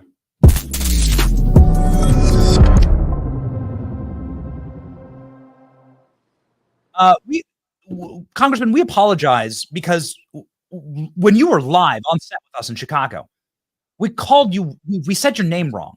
And especially tonight, we are not going to allow that to happen. We won't allow it. We refuse. So Waltz with a T for Trump. Just T for Trump. That's it. We will emphasize it. We will be very, we will emphasize it. What do you believe that JD Vance will be emphasizing in the debate tonight, sir? I think he's going to do everything he can to emphasize Kamala Harris. I don't think anybody gives a damn about Walz without a T. I really don't. It is going to be, this is what Trump did on the economy. This is what Trump did on the border. This is what Trump did in terms of ISIS defeated, Baghdadi dead, Iran broke, Soleimani dead. And 4 years ago, we were literally signing peace accords on the White House lawn and staying out of wars. He's going to point out that Putin invaded Biden Harris, not under him. So I think he's going to draw the contrast. Do you want inflation and war, or do you want peace and prosperity? And so they're going to try to make it about cats in Ohio and Walz, because he has a horrible record himself. And Kamala is running away from Biden's record, but towards nothing. He has nothing else to talk about. I think JD is just going to pivot right to Harris. We apologize, Congressman. Your connection is buffering here, so we want to make sure that we hear you loud and clear. But we'll give this. Let's give this one more shot, and then maybe perhaps we'll try to reconnect. Just really, and also we only have a few minutes before the debate. But this China news has broken, and it's broken across the internet. There seems to be multiple lies, very strange situations. DHS knowing that the connections to China are very suspicious and maybe nefarious. Do you have any intel on what the connections is? It's a very strange thing to go honeymoon in China and go there 30 times. Yeah, and there were also paid trips, and he lied about being there during Tiananmen Square. Yes. Why would you lie about that? I mean, that was a gross and disgusting human rights abuse, and frankly genocide, where a dictatorial regime was literally mowing down students. So, Coach Walz, why weren't you standing for what you claim to be your values? You're proud to stand up for gay students. Fine, good for you. Why aren't you standing up for the Chinese people who are being brutalized? And he continued to take Chinese government trips after that. You overlay that with, we know that a key element of Chinese party propaganda is to co-opt who they think could be future leaders, whether it was Eric Swalwell with Fang Fang, remember that? Whether it was the Barbara Boxer's, Senator Boxer, Democrat, progressive from California, her driver, whether it was Trudeau in his government, his dad, who wrote a book about how great Mao was, or most recently, the chief of staff for the governor of California. This is a tried and true tradition of the Soviets and of the Chinese Communist Party. And I think there's very real questions of whether they've co-opted Walz to think that, you know, socialism with Chinese characteristics are a great and wonderful thing. It is worth asking the questions. I mean, Tim Walz is somebody who lied about where he was during Tiananmen Square, got married on the anniversary of Tiananmen Square because he wanted something he could remember, honeymooned in China, and then took all the Chinese cash. It's like we've seen this story before. We've seen something very similar with the Biden family. And what you just said, you detailed even some instances that we had forgotten on this program, Congressman. This is ubiquitous. Well, and even with Biden, you know, they call it what they call it is the princelings, right? So in China, with the Chinese Communist Party and their mentality, they don't go after the principal like Biden. They go after the sons. That's where kind of the dealing is done to then co-opt the family. That's what they did with Trudeau and his dad when they invested in a young MP who later became prime minister. This is, again, it's tried and true. And when we have our greatest adversary infiltrating our universities, our sports industry, our media, when we have huge elements, our farmland, our food supply of American society that's drunk on Chinese dollars, that are worried about their next quarterly earning rather than any kind of corporate patriotism. It's very, very concerning. I don't think this is getting anywhere near the attention that it's due. Yeah, we hope that those subpoenas get answered. We don't have a lot of hope. We're standing in line, I guess, with the subpoenas about which assassin, and we're starting to lose track, which assassin tried to take a shot at Trump this week. The DHS still refuses to get back to us on well, that. Benny, I would encourage you to look at the Senate DHS report. I brought this up at the House Task Force's hearing just the other day. Page 63, they talk about how the Secret Service was denied an intelligence request by the FBI. Why wouldn't the FBI share intel with the Secret Service, particularly if it has to do with Iranian assassination plots, unless, and this is just conjecture on my part, but I tell you, I am digging hard, unless the administration with its Iran appeasement strategy was embarrassed by it, or worse. I don't know. But these Iranian plots are very real, and we have heard nothing, zilch, zero from this administration in terms of don't do this or will be consequences. We haven't even had a strongly worded letter. I mean, basically their silence is greenlighting Iran trying to kill a former president and his cabinet and his family, and they've been doing it for years. And they are infiltrating these operatives through Venezuela over our southern border. Another point of embarrassment. I don't want to be alarmist here, but Iran did make a video of shooting Trump from the grass inside of the weeds at his club. Right? They use an unmanned drone device to do it, but they're asking for this. They're putting this plot out there, and then Ryan Ruth is somebody who's recruiting fighters from Iran to go to Ukraine. This is all getting really weird, Congressman. Yeah, and so the Secret Service, for what it's worth, is being much more forthcoming about all of their screw ups, which were just jaw-droppingly bad at Butler. The FBI, on the other hand, is going into its under investigation mode. We'll get around to it and giving the American people more information when we get around to it, when we're done with our investigation. You know what? Finding out what happened, this time next year, a year from now, is unacceptable. They need to be letting the American people know what they know it when they know it, period. So they're saying, well, we've got a prosecution with Ruth. That's the excuse there. What's the excuse with Crooks? He's dead. Right. There's no prosecution. What's going on with those encrypted accounts? How did he learn to build those IEDs? Who else was he working with? And the fact that the Pakistani national merchant was arrested the day before the shooting at Butler, the other thing that came out in our hearing, none of the locals were told. And we asked, would you have had a different security profile if you knew that the Iranians just had a plot thwarted? We don't know how many more there are. And they were like, yes, that would have been nice to know, number one. And number two, but what I can't get a straight answer is, did the Secret Service know? I just know they had their intelligence request denied, according to the Senate's DHS report. So the whole thing stinks, Benny, and we're going to stay on it. Good. We look forward. We should book a weekly check-in to see where we're at with this investigation. The Senate report is stunning, and I can't believe I'm complimenting Richard Blumenthal for this, but that guy's like done it, and he's really talking about subpoenaing Mayorkas and FBI. They're so bad.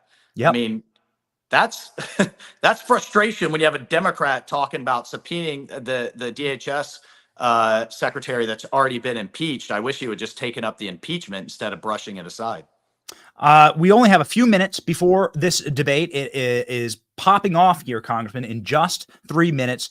President Trump heading back to Butler. This is such an incredible act of defiance and strength. I think we're going to see a pretty impressive display here tonight with J.D. Vance. You know him. You know President Trump. Can you sort of lay the groundwork for what we're about to watch?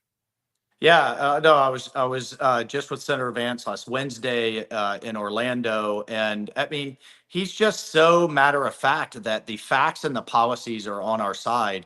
And you just compare that with where the world is today, where the country is today. I mean, just today, we have multiple states under incredible suffering and distress from this hurricane.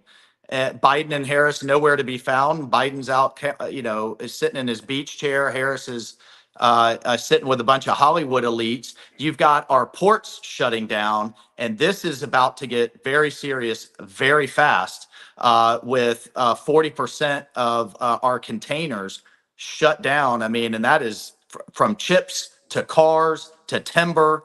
I mean, our economy is an economy of trade. And, oh, by the way, how it's about to affect our farmers that have to move their produce very quickly before it perishes. And you've got World War III, another war breaking out in the Middle East due to their fecklessness. I mean, so a world in chaos, inflation that is killing our wallets, crime in our streets, and a border out of control, or what we had.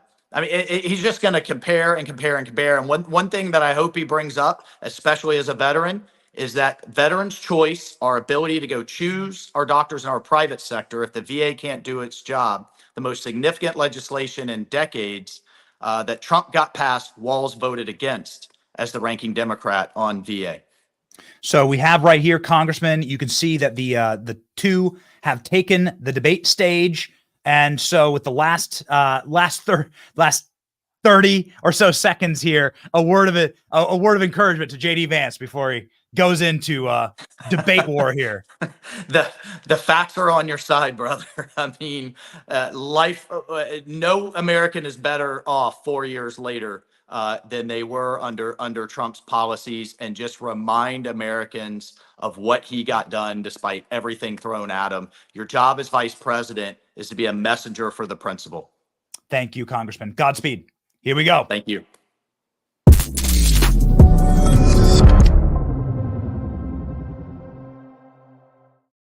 Here we go. Here's the debate. Whoa, whoa, whoa. Up, up, up, up, up, boys. Rocking and rolling. 12, 11, 10, don't have any alcohol. I'm not going to drink. But here we go. This is the debate. It's broadcast on CBS. Tonight, So, with just over we're a gonna month to go until Election Day, the first and Go to the only debate. meeting We are between live. the two men who hope to become Vice President of the United States, Democratic Governor Tim Walz of Minnesota and Republican Senator J.D. Vance of Ohio. Now, this is likely the final debate of this election cycle, and voting is already underway in 20 states. CBS News polling shows this remains a race either presidential candidate could win. The CBS News vice presidential debate starts now. Fight for every single vote, and we're going to take this country back. And we are ready to continue to build the future together. We're going to turn this whole country red with President Donald J. Trump's leadership. You know what's at the end of this little journey? Kamala Harris as the next president of the United States. This is a CBS News special, live from CBS News headquarters in New York. America Decides, the vice presidential debate. Good evening, I'm Nora O'Donnell, and thank you for joining us for tonight's CBS News Vice Presidential Debate. We want to welcome our viewers on CBS, on other networks here in the U.S. and around the world. We have a consequential night ahead, and our focus is the issues that matter to you, the voter. Let's introduce the candidates. Minnesota's Democratic Governor Tim Walz and Ohio's Republican Senator J.D. Vance, tonight meeting for the first time. I'm Margaret Brennan. In order to have a thoughtful and civil debate, these are the rules that both campaigns have agreed to. Questions will be directed at one candidate who will have 2 minutes to respond. The other candidate will be allowed 2 minutes for rebuttal. Then each candidate will get another minute to make further points, with an additional 1 minute each at the discretion of the moderator.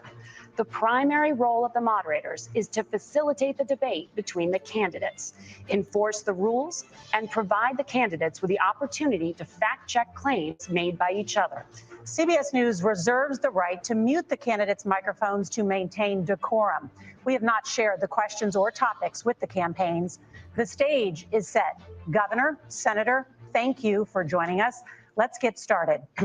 Tonight, our country is facing several unfolding crises. The Middle East is on the brink of war. Americans are suffering from the catastrophic impact of Hurricane Helene. And now a labor strike as 25,000 dock workers from Maine to Texas are picketing. We're going to begin tonight with the Middle East. Margaret. Thank you, Nora. Earlier today, Iran launched its largest attack yet on Israel, but that attack failed, thanks to joint U.S. and Israeli defensive action. President Biden has deployed more than 40,000 U.S. military personnel and assets to that region over the past year to try to prevent a regional war. Iran is weakened, but the U.S. still considers it the largest state sponsor of terrorism in the world, and it has drastically reduced the time it would take to develop a nuclear weapon. It is down now to 1 or 2 weeks' time.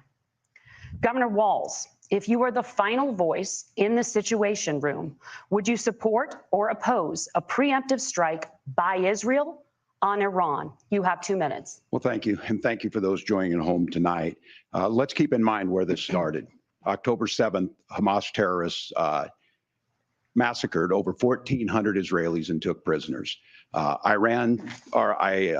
Israel's ability to be able to defend itself is absolutely fundamental. Getting its hostages back, fundamental, and ending the humanitarian crisis in Gaza. But the expansion of Israel and its proxies is an absolute fundamental necessity for the United States to have the steady leadership there. You saw it experienced today, where along with our Israeli partners and our coalition, able to stop the incoming attack. But what's fundamental here is that steady leadership is going to matter. It's clear, and the world saw it on that debate stage a few weeks ago.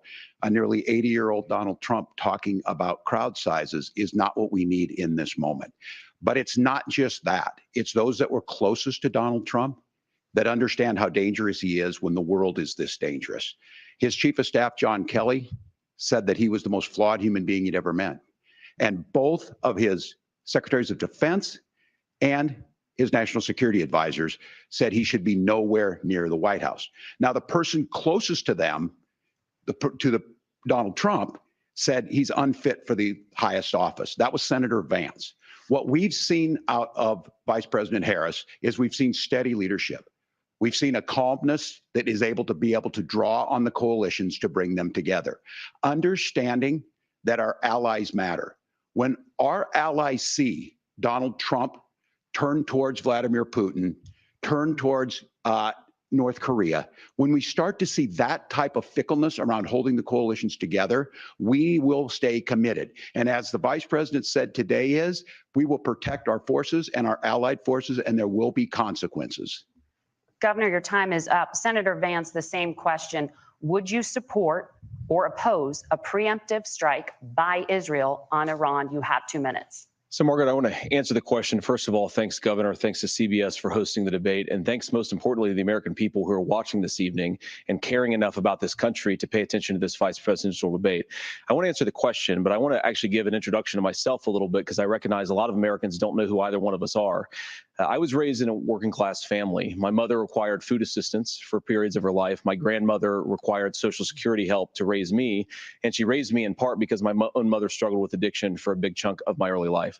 I went to college on the GI Bill after I enlisted in the Marine Corps and served in Iraq. And so I stand here asking to be your vice president with extraordinary gratitude for this country, for the American dream that made it possible for me to live my dreams.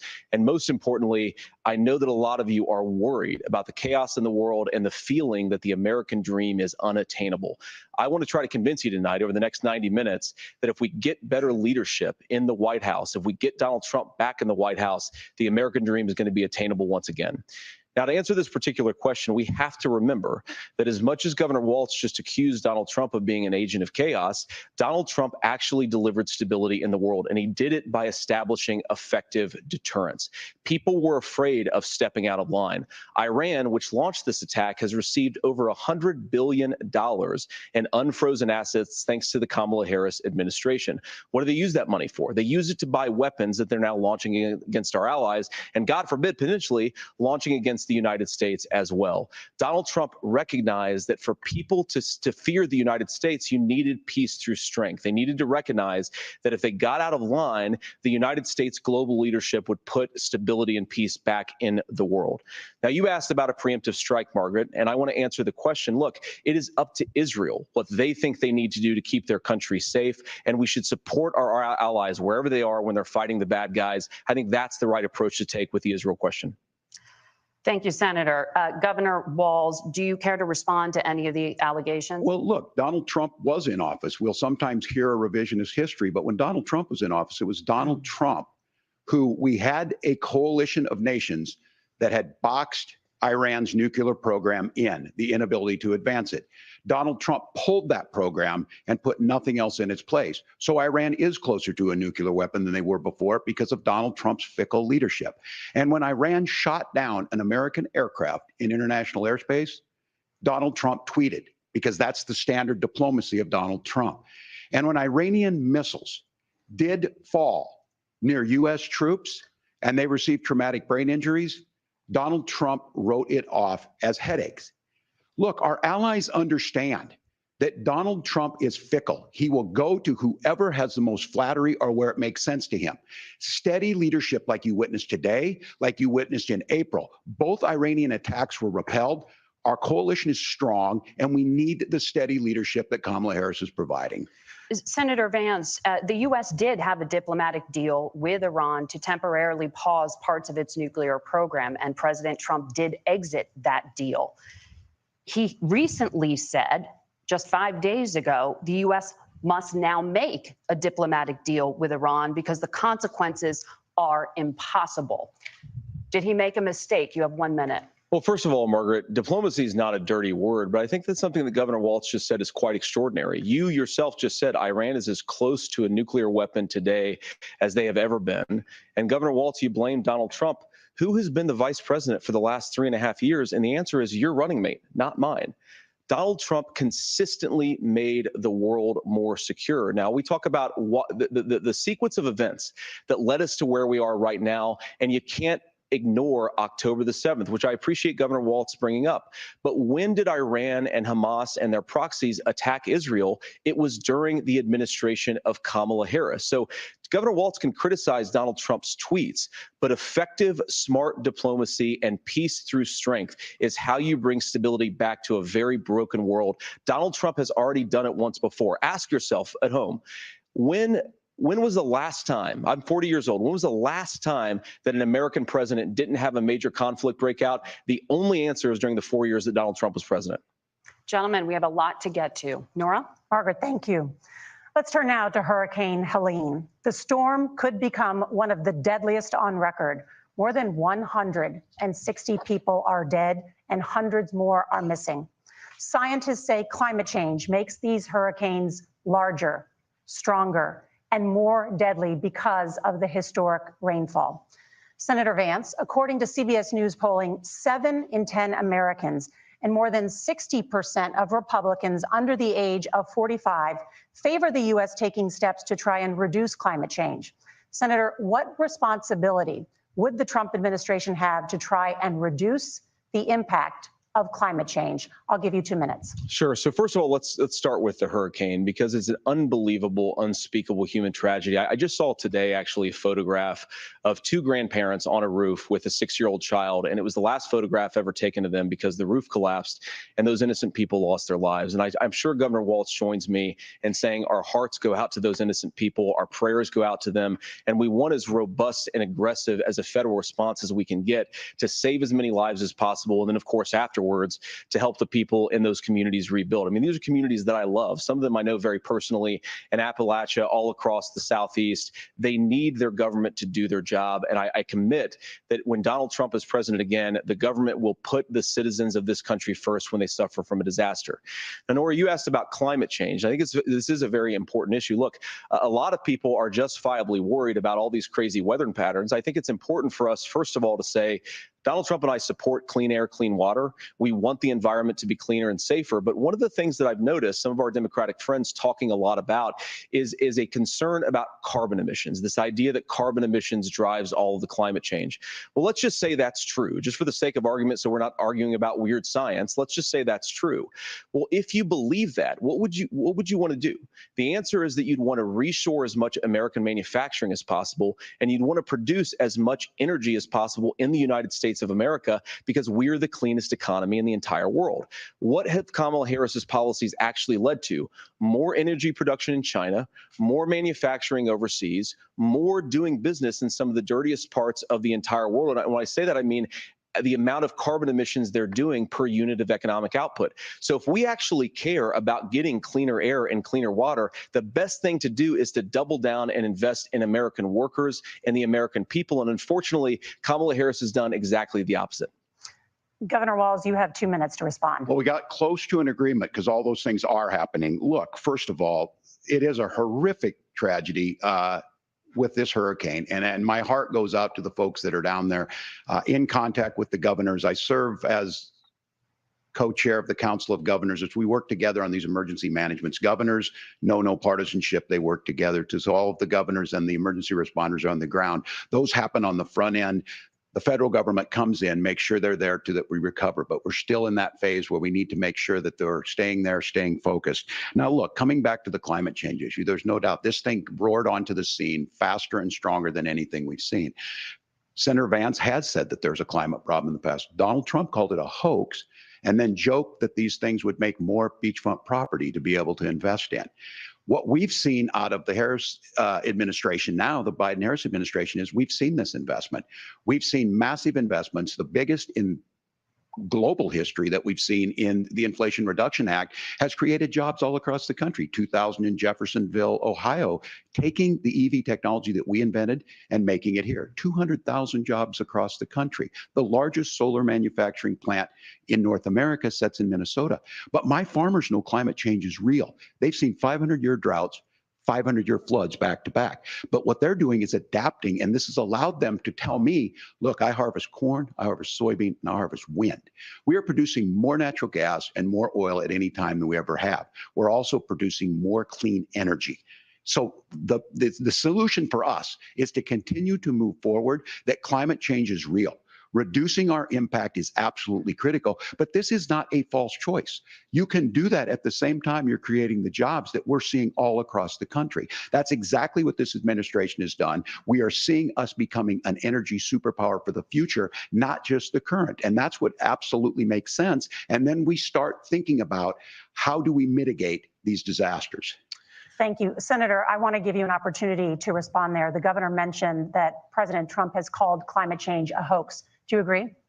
Well, look, what the president has said is that if the Democrats, in particular Kamala Harris and her leadership, if they really believe that climate change is serious, what they would be doing is more manufacturing and more energy production in the United States of America, and that's not what they're doing. So clearly, Kamala Harris herself doesn't believe her own rhetoric on this. If she did, she would actually agree with Donald Trump's energy policies. Now, something Governor Walz said I think is important to touch upon, because when we talk about clean energy, I think that's a slogan that often the Democrats will use here. And I'm talking, of course, about the Democratic leadership. And the real issue is that if you're spending hundreds of millions or even billions of dollars of American taxpayer money on solar panels that are made in China, number one, you're going to make the economy dirtier. We should be making more of those solar panels here in the United States of America. Some of them are, Tim, but a lot of them are being made overseas in China, especially the components that go into those solar panels. So if you really want to make the environment cleaner, you've got to invest in more energy production. We haven't built a nuclear facility, I think, one in the past 40 years. Senator. Natural gas, we got to invest more in it. Kamala Harris has done the opposite. That's raised energy prices and also meant that we're doing Senator, worse by your the time climate. is up. Governor, would you like to respond? Well, look, we're producing more natural gas than we ever have. There's no moratorium on that. We're producing more oil, but the folks know, and like I said, again, these are not liberal folks. These are not folks that are Green New Deal folks. These are farmers that have been drought one year, massive flooding the next year. They understand that it makes sense. Look, our number one export cannot be topsoil from erosion from these massive storms. We saw it in Minnesota this summer. And thinking about how do we respond to that, we're thinking ahead on this. And what Kamala Harris has been able to do in Minnesota, we're starting to weatherproof some of these things. The infrastructure law that was passed allows us to think about mitigation in the future. How do we make sure that we're protecting by burying our power lines? How do we make sure that we're protecting lakefronts and things that we're seeing more and more of? But to call it a hoax and to take the oil company executives to Mar-a-Lago, say, give me money for my campaign, and I'll let you do whatever you want. We can be smarter about that. And an all-above energy policy is exactly what she's doing, creating those jobs right here. Governor, your time is up. The overwhelming consensus among scientists is that the Earth's climate is warming at an unprecedented rate. Margaret? Thank you, Nora. We're going to turn now to immigration. The crisis at the U.S.-Mexico border consistently ranks as one of the top issues for American voters. Senator Vance, your campaign is pledging to carry out the largest mass deportation plan in American history and to use the U.S. military to do so. Could you be more specific about exactly how this will work? For example, would you deport parents who have entered the U.S. illegally and separate them from any of their children who were born on U.S. soil? You have 2 minutes. So first of all, Margaret, before we talk about deportations, we have to stop the bleeding. We have a historic immigration crisis because Kamala Harris started and said that she wanted to undo all of Donald Trump's border policies. 94 executive orders suspending deportations, decriminalizing illegal aliens, massively increasing the asylum fraud that exists in our system. That has opened the floodgates. And what it's meant is that a lot of fentanyl is coming into our country. I had a mother who struggled with opioid addiction and has gotten clean. I don't want people who are struggling with addiction to be deprived of their second chance because Kamala Harris let in fentanyl into our communities at record levels. So you've got to stop the bleeding. You've got to re-implement Donald Trump's border policies, build the wall, re-implement deportations. And that gets me to your point, Margaret, about what do we actually do? So we've got 25 million illegal aliens who are here in the country. What do we do with them? I think the first thing that we do is we start with the criminal migrants. About 1 million of those people have committed some form of crime in addition to crossing the border illegally. I think you start with deportations on those folks. And then I think you make it harder for illegal aliens to undercut the wages of American workers. A lot of people will go home if they can't work for less than minimum wage in our own country. And by the way, that'll be really good for our workers who just want to earn a fair wage for doing a good day's work. And the final point, Margaret, is you ask about family separation. Right now in this country, Margaret, we have 350 120,000 children that the Department of Homeland Security has effectively lost. Some of them have been sex trafficked. Some of them hopefully are at homes with their families. Some of them have been used as drug trafficking mules. The real family separation policy in this country is unfortunately Kamala Harris's wide open southern border. And I'd ask my fellow Americans to remember, when she came into office, she said she was going to do this. Real leadership would be saying, you know what, I screwed up. We're going to go back to Donald Trump's border policies. I wish that she would do that. It would be good for all of us. Governor, do you care to respond to any of those specific allegations, including that the vice president is, quote, letting in fentanyl and using kids as drug mules, among other things regarding children? The drug mule is not true, but I will say about this, about the fentanyl, because this is a crisis of this, the opioid crisis. And the good news on this is the last 12 months saw the largest decrease in opioid deaths in our nation's history, 30% decrease in Ohio, but there's still more work to do. But let's go back to this on immigration. Kamala Harris was the attorney general of the largest state, a border state in California. She's the only person in this race who prosecuted transnational gangs for human trafficking and drug interventions. But look, we all want to solve this. Most of us want to solve this, and that is the United States Congress. That's the Border Patrol agents. That's the Chamber of Commerce. That's most Americans out here. That's why we had the fairest and the toughest bill on immigration that this nation's seen. It was crafted by a conservative senator from Oklahoma, James Lankford. I know him. He's super conservative, but he's a man of principle, wants to get it done. Democrats and Republicans worked on this piece of legislation. The Border Patrol said, this is what we need in here. These are the experts. And the Chamber of Commerce and the Wall Street Journal said, pass this thing. Kamala Harris helped get there.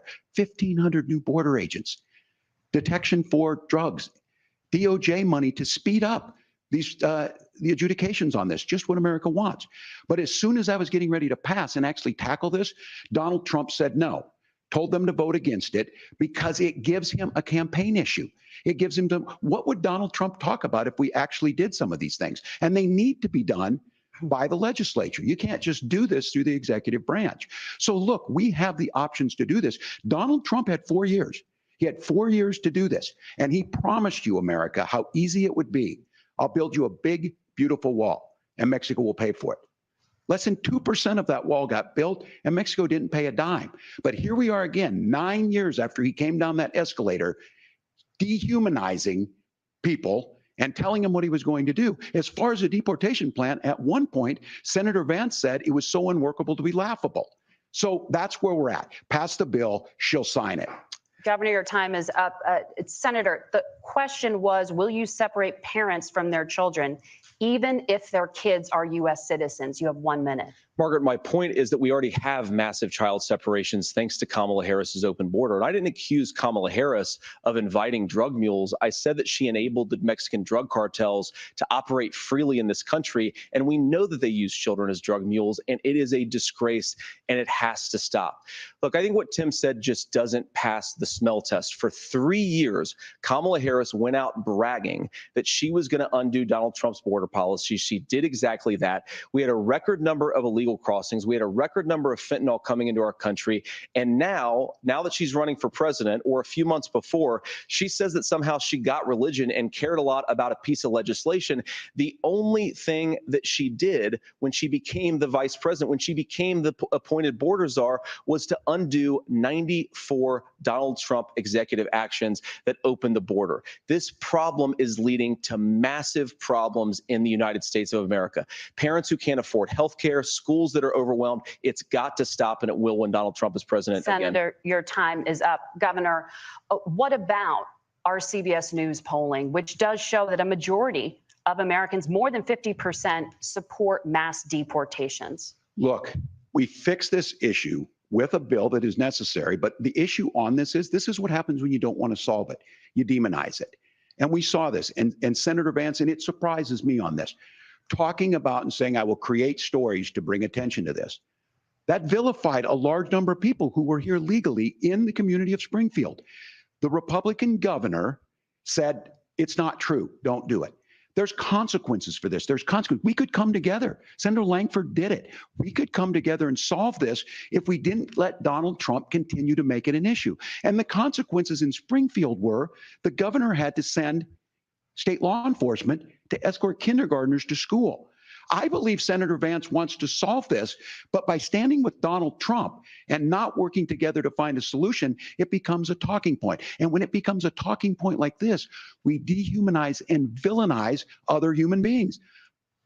Tim, Governor, your time is up. Senator, I'll give you 1 minute, but let me just ask you the question first. The governor has made the point, and I think as a sitting lawmaker, you know that Congress controls the purse strings and any funding.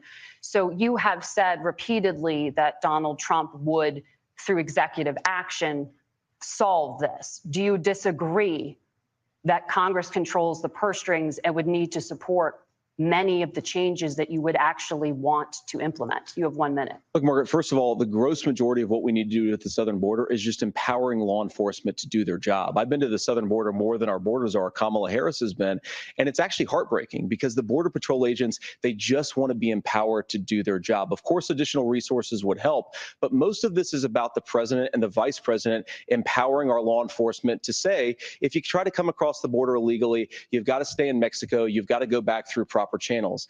Now, Governor Walz brought up the community of Springfield, and he's very worried about the things that I've said in Springfield. Look, in Springfield, Ohio, and in communities all across this country, you've got schools that are overwhelmed, you've got hospitals that are overwhelmed, you have got housing that is totally unaffordable because we brought in millions of illegal immigrants to compete with Americans for scarce homes. The people that I'm most worried about in Springfield, Ohio, are the American citizens who have had their lives destroyed by Kamala Harris's open border. It is a disgrace, Tim. And I actually think, I agree with you. I think you want to solve this problem, but I don't think that Kamala Harris does. Senator, your time is up. Governor, you have 1 minute to respond. Yeah, well, it is law enforcement that asked for the bill.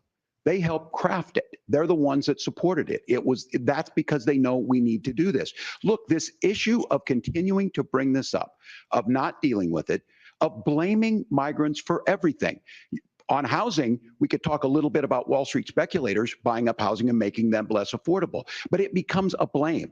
Look, this bill also gives the money necessary to adjudicate. I agree. It should not take 7 years for an asylum claim to be done. This bill gets it done in 90 days. Then you start to make a difference in this, and you start to adhere to what we know, American principles. Look, I don't talk about my faith a lot, but Matthew 25:40 talks about, to the least amongst us you do unto me. I think that's true of most Americans. They simply want order to it. This bill does it. It's funded. It's supported by the people who do it. And it lets us keep our dignity about how we treat other people. Thank you, Governor. And just to clarify for our viewers, Springfield, Ohio does have a large number of Haitian migrants who have legal status, temporary protected status. Well, Margaret, but thank you, Senator. We have so much to get to. Margaret, I think it's important we're because going to turn out of the economy. Thank Margaret, you. the rules were that you guys weren't going to fact check, and since you're fact checking me, I think it's important to say what's actually going on. So there's an application called the CBP One app, where you can go on as an illegal migrant, apply for asylum or apply for parole, and be granted legal status at the wave of a Kamala Harris open border wand. That is not a person coming in, applying for a green card and waiting for 10 years. That is the facilitation of illegal immigration, Margaret, by our own leadership. Thank you, Senator, for describing the legal process. We have so much to get to, Senator. Those laws have been on the books since 1990. Thank you, gentlemen. The we CBP want to have One app has not been on the books since 1990. It's something that Kamala Harris created, Margaret. Gentlemen, the audience can't hear you because your mics are cut. We have so much we want to get to. Thank you for explaining the legal process. Nora. Thank you, Margaret. The economy is a top concern for voters. Each of your campaigns has released an economic plan, so let's talk about the specifics. Governor Walz, Vice President Harris unveiled a plan that includes billions in tax credits for manufacturing, housing, and a renewed child tax credit. The Wharton School says your proposals will increase the nation's deficit by $1.2 trillion. How would you pay for that without ballooning the deficit? Governor, I'll give you 2 minutes. Yeah, thank you. And Kamala Harris and I do believe in the middle class because that's where we come from. We both grew up in that. We understand. So those of you out there listening tonight, you're hearing a lot of stuff back and forth, and it's good. It's healthy. That's what this is supposed to happen. You should be listening. How's this going to impact me? The bold forward plan that Kamala Harris put out there is talking about this housing issue. The one thing is there's 3 million new houses proposed under this plan with down payment assistance on the front end to get you in a house. A house is much more than just an asset to be traded somewhere. It's foundational to where you're at. And then making sure that the things you buy every day, whether they be prescription drugs or other things, that there's fairness in that. Look, the $35 insulin is a good thing, but it costs $5 to make insulin. They were charging $800 before this law went into effect. As far as the housing goes, I've seen it in Minnesota.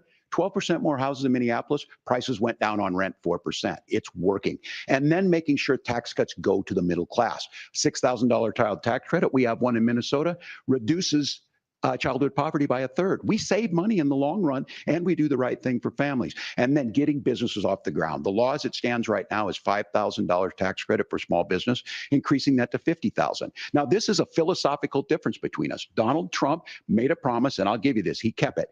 He took folks to Mar-a-Lago. He said, you're rich as hell, I'm going to give you a tax cut. He gave the tax cuts that predominantly went to the top class. What happened there was an $8 trillion increase in the national debt, the largest ever. Now he's proposing a 20% consumption or sales tax on everything we bring in. Everyone agrees, including businesses, it would be destabilizing it, it would increase inflation and potentially lead to a recession. Look, this is simple for you. Where are we going? Kamala Harris has said to do the things she wants to do, we'll just ask the wealthiest to pay their fair share. When you do that, our system works best, more people are participating in it, and folks have the things that they need.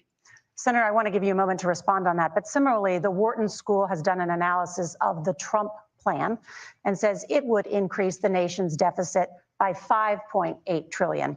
My question is the same for you. How do you pay for all that without ballooning the deficit? I'll give you 2 minutes. Well, first of all, you're going to hear a lot from Tim Walz this evening, and you just heard it in the answer. A lot of what Kamala Harris proposes to do, and some of it, I'll be honest with you, it even sounds pretty good. Here's what you won't hear, is that Kamala Harris has already done it.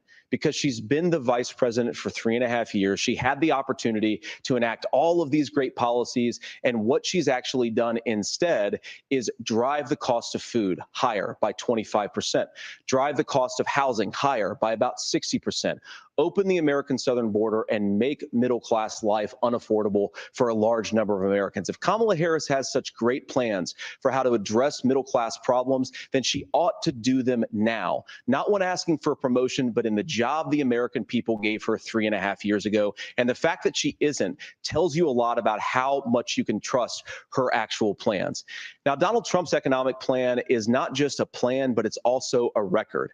A lot of those same economists attack Donald Trump's plan, and they have PhDs, but they don't have common sense and they don't have wisdom, because Donald Trump's economic policies delivered the highest take-home pay in a generation in this country, 1.5% inflation, and to boot, peace and security all over the world. So when people say that Donald Trump's economic plan doesn't make sense, I say, look at the record. He delivered rising take-home pay for American workers. Now, Tim admirably admits that they want to undo the Trump tax cuts. But if you look at what was so different about Donald Trump's tax cuts, even from previous Republican tax cut plans, is that a lot of those resources went to giving more take-home pay to middle class and working class Americans. It was passed in 2017, and you saw an American economic boom unlike we've seen in a generation in this country. That is a record that I'm proud to run on, and we're going to get back to that common sense wisdom so that you can afford to live the American dream again. I know a lot of you are struggling. I know a lot of you are worried about paying the bills. It's going to stop when Donald Trump brings back common sense to this country. Governor, do you want to respond to that? What has Kamala Harris done for the middle class? Yeah, well, Kamala Harris's day one was Donald Trump's failure on COVID that led to the collapse of our economy. We were already before COVID in a manufacturing recession, but 10 million people out of work, largest percentage since the Great Depression. 9 million jobs closed on that. That was day one. Whether it was the Infrastructure Act or other things we moved. Now, you made a question about experts, said this. I've made a note of this. Economists can't be trusted. Science can't be trusted. National security folks can't be trusted. Look, if you're going to be president, you don't have all the answers. Donald Trump believes he does. My pro tip of the day is this. If you need heart surgery, listen to the people at the Mayo Clinic in Rochester, Minnesota, not Donald Trump. And the same thing goes with this. And I ask you out there, teachers, nurses, truck drivers, or whatever. How is it fair that you're paying your taxes every year and Donald Trump hasn't paid any federal tax in the last 15 years, and the last year as president? That's what's wrong with the system. There's a way around it, and he's bragged about that. We're just asking for fairness in it, and that's all you want. You have a minute. Governor, you say trust the experts. But those same experts for 40 years said that if we shipped our manufacturing base off to China, we'd get cheaper goods. They lied about that. They said if we shipped our industrial base off to other countries, to Mexico and elsewhere, it would make the middle class stronger. They were wrong about that. They were wrong about the idea that if we made America less self-reliant, less productive in our own nation, that it would somehow make us better off, and they were wrong about it. And for the first time in a generation, Donald Trump had the wisdom and the courage to say to that bipartisan consensus, we're not doing it anymore. We're bringing American manufacturing back. We're unleashing American energy. We're going to make more of our own stuff. And this isn't just an economic issue. I mean, I've got 3 beautiful little kids at home, 7, 4, and 2, and I love them very much, and I hope they're in bed right now. But look, so many of the drugs, the pharmaceuticals that we put in the bodies of our children are manufactured by nations that hate us. This has to stop, and we're not going to stop it by listening to experts. We're going to stop it by listening to common sense wisdom, which is what Donald Trump governed on. Senator, your time is up. Governor Walz, can you address that? I mean, voters say they trust Donald Trump on the economy more. Why? Well, if you're listening tonight and you want billionaires to get tax cuts, you heard what the numbers were. Look, I'm a union guy on this. I'm not a guy who wanted to ship things overseas, but I understand that, look, we produce soybeans and corn. We need to have fair trading partners. That's something that we believe in. I think the thing that most concerns me on this is Donald Trump was the guy who created the largest trade deficit in American history with China. So the rhetoric is good. Much of what the senator said right there, I'm in agreement with him on this. I watched it happen too. I watched it to my communities, and we talked about that. But we had people undercutting the right to collectively bargain. We had right to work states made it more difficult. We had companies that were willing to ship it over, and we saw people profit. Folks that are venture capital in some cases, putting money into companies that were overseas. We're in agreement that we bring those home. The issue is Donald Trump is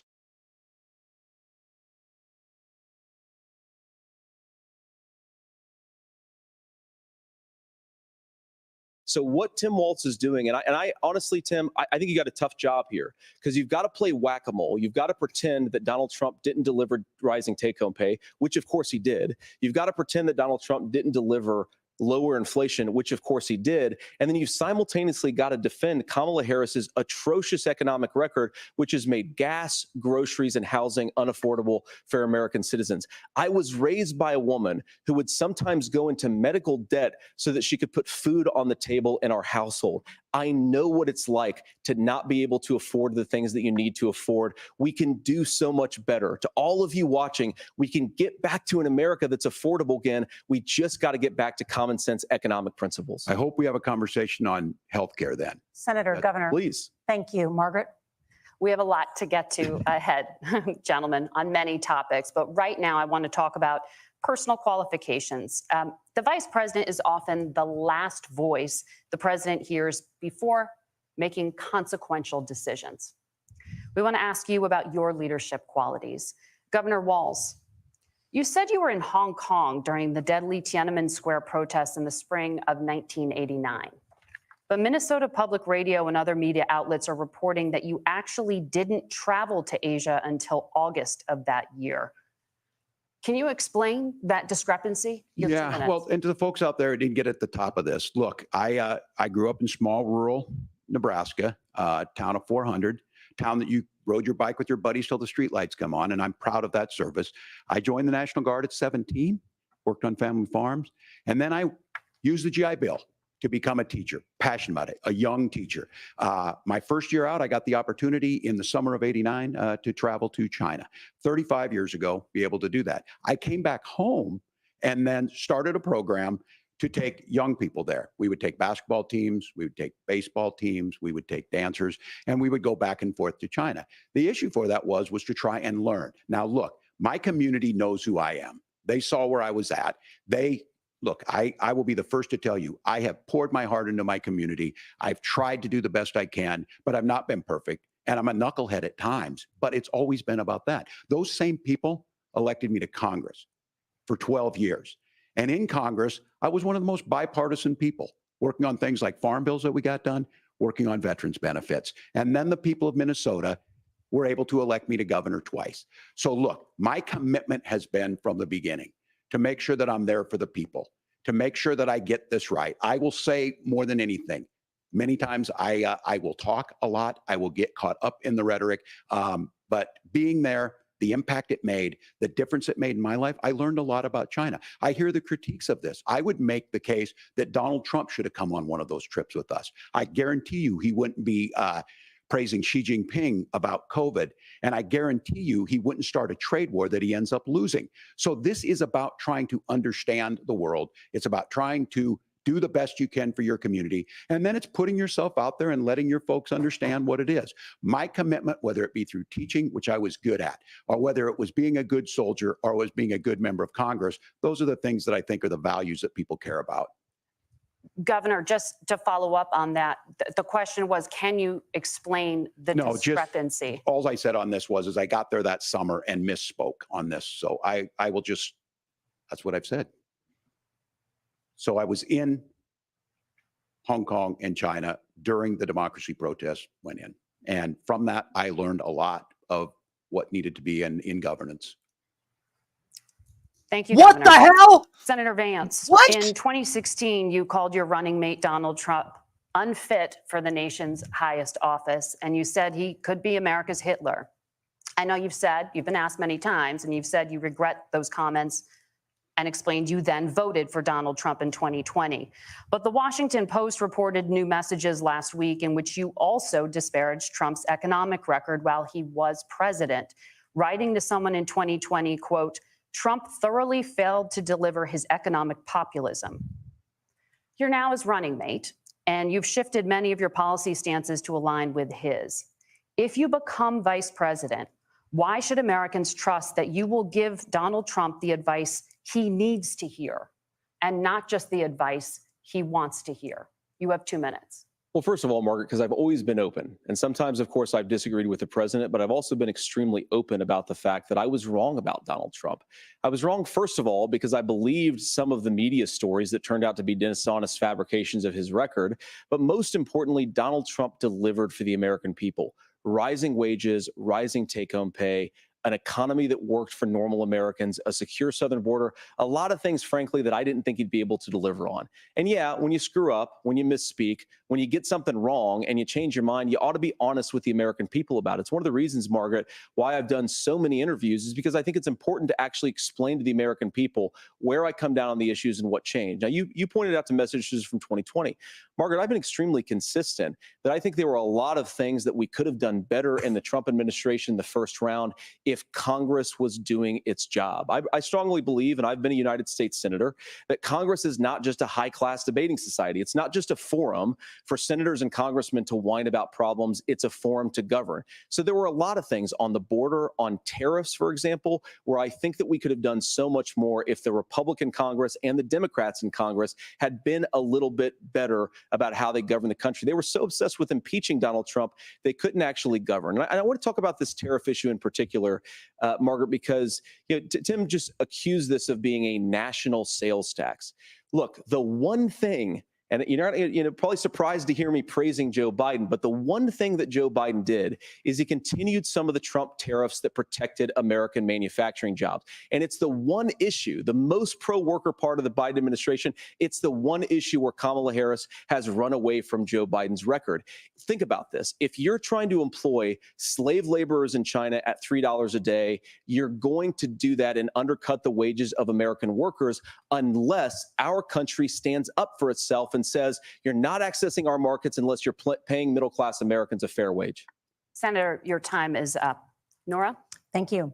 Now to the issue of reproductive rights. Governor Walz, after Roe versus Wade was overturned, you signed a bill into law that made Minnesota one of the least restrictive states in the nation when it comes to abortion. Former President Trump said in the last debate that you believe abortion, quote, in the 9th month is absolutely fine. Yes or no? Is that what you support? I'll give you 2 minutes. That's not what the bill says, but look, this issue is what's on everyone's mind. Donald Trump put this all into motion. He brags about how great it was that he put the judges in and overturned Roe versus Wade, 52 years of personal autonomy. And then he tells us, oh, we send it to the states. It's a beautiful thing.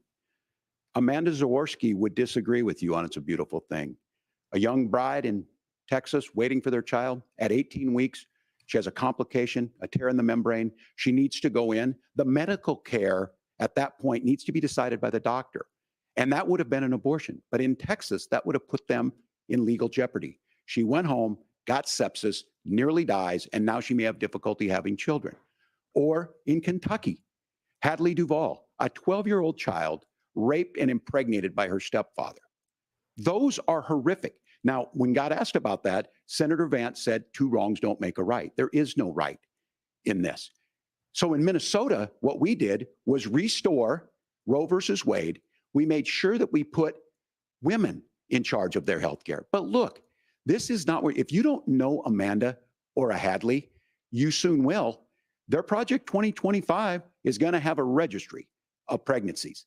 It's going to make it more difficult, if not impossible, to get contraception and limit access, if not eliminate access to infertility treatments. For so many of you out there listening, me included, infertility treatments are why I have a child. That's nobody else's business, but those things are being proposed. And the catch-all on this is, well, the states will decide what's right for Texas might not be right for Washington. That's not how this works. This is basic human right. We have seen maternal mortality skyrocket in Texas, outpacing many other countries in the world. This is about healthcare. In Minnesota, we are ranked first in healthcare for a reason. We trust women, we trust doctors. Senator, do you want to respond to the governor's claim? Will you create a federal pregnancy monitoring agency? No, Nora, certainly we won't. And I want to talk about this issue because I know a lot of Americans care about it, and I know a lot of Americans don't agree with everything that I've ever said on this topic. And, you know, I grew up in a working class family in a neighborhood where I knew a lot of young women who had unplanned pregnancies and decided to terminate those pregnancies because they feel like they didn't have any other options. And, you know, one of them is actually very dear to me. And I know she's watching tonight, and I love you. And she told me something a couple years ago that she felt like if she hadn't had that abortion, that it would have destroyed her life because she was in an abusive relationship. And I think that what I take from that as a Republican who proudly wants to protect innocent life in this country, who proudly wants to protect the vulnerable, is that my party, we've got to do so much better of a job at earning the American people's trust back on this issue where they frankly just don't trust us. And I think that's one of the things that Donald Trump and I are endeavoring to do. I want us as a Republican Party to be pro-family in the fullest sense of the word. I want us to support fertility treatments. I want us to make it easier for moms to afford to have babies. I want it to make it easier for young families to afford a home so they can afford a place to raise that family. And I think there's so much that we can do on the public policy front just to give women more options. Now, of course, Donald Trump has been very clear that on the abortion policy specifically, that we have a big country and it's diverse. And California has a different viewpoint on this than Georgia. Georgia has a different viewpoint from Arizona. And the proper way to handle this, as messy as democracy sometimes is to let voters make these decisions, let the individual states make their abortion policy. And I think that's what makes the most sense in a very big, a very diverse, and let's be honest, sometimes a very, very messy and divided country.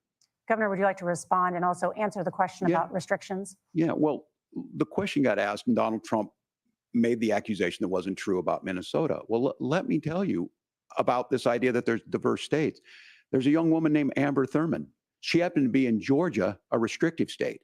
Because of that, she had to travel a long distance to North Carolina to try and get her care. Amber Thurman died in that journey back and forth.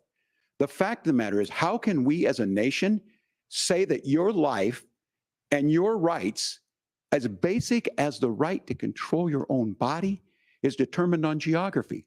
There's a very real chance had Amber Thurman lived in Minnesota, she would be alive today. That's why the restoration of Roe versus Wade. When you listen to Vice President Harris talk about this subject and you hear me talk about it, you hear us talking exactly the same. Donald Trump is trying to figure out how to get the political right of this. I agree with a lot of what Senator Vance said about what's happening. His running mate, though, does not, and that's the problem. Governor, your time is up. Senator, let me ask you about that. He mentioned, it was, I think, referring to a national ban. In the past, you have supported a federal ban on abortion after 15 weeks. In fact, you said if someone can't support legislation like that, quote, you are making the United States the most barbaric pro-abortion regime anywhere in the entire world. My question is, why have you changed your position? Well, Nora, first of all, I never supported a national ban. I did when I was running for Senate in 2022 talk about setting some minimum national standard. For example, we have a partial birth abortion ban in place in this country at the federal level. I don't think anybody's trying to get rid of that, or at least I hope not, though I know that Democrats have taken a very radical pro-abortion stance. But Nora, one of the things that changed is in the state of Ohio, we had a referendum in 2023, and the people of Ohio voted overwhelmingly, by the way, against my position. And I think that what I learned from that, Nora, is that we've got to do a better job at winning back people's trust. So many young women would love to have families. So many young women also see an unplanned pregnancy as something that's going to destroy their livelihood, destroy their education, destroy their relationships. And we have got to earn people's trust back.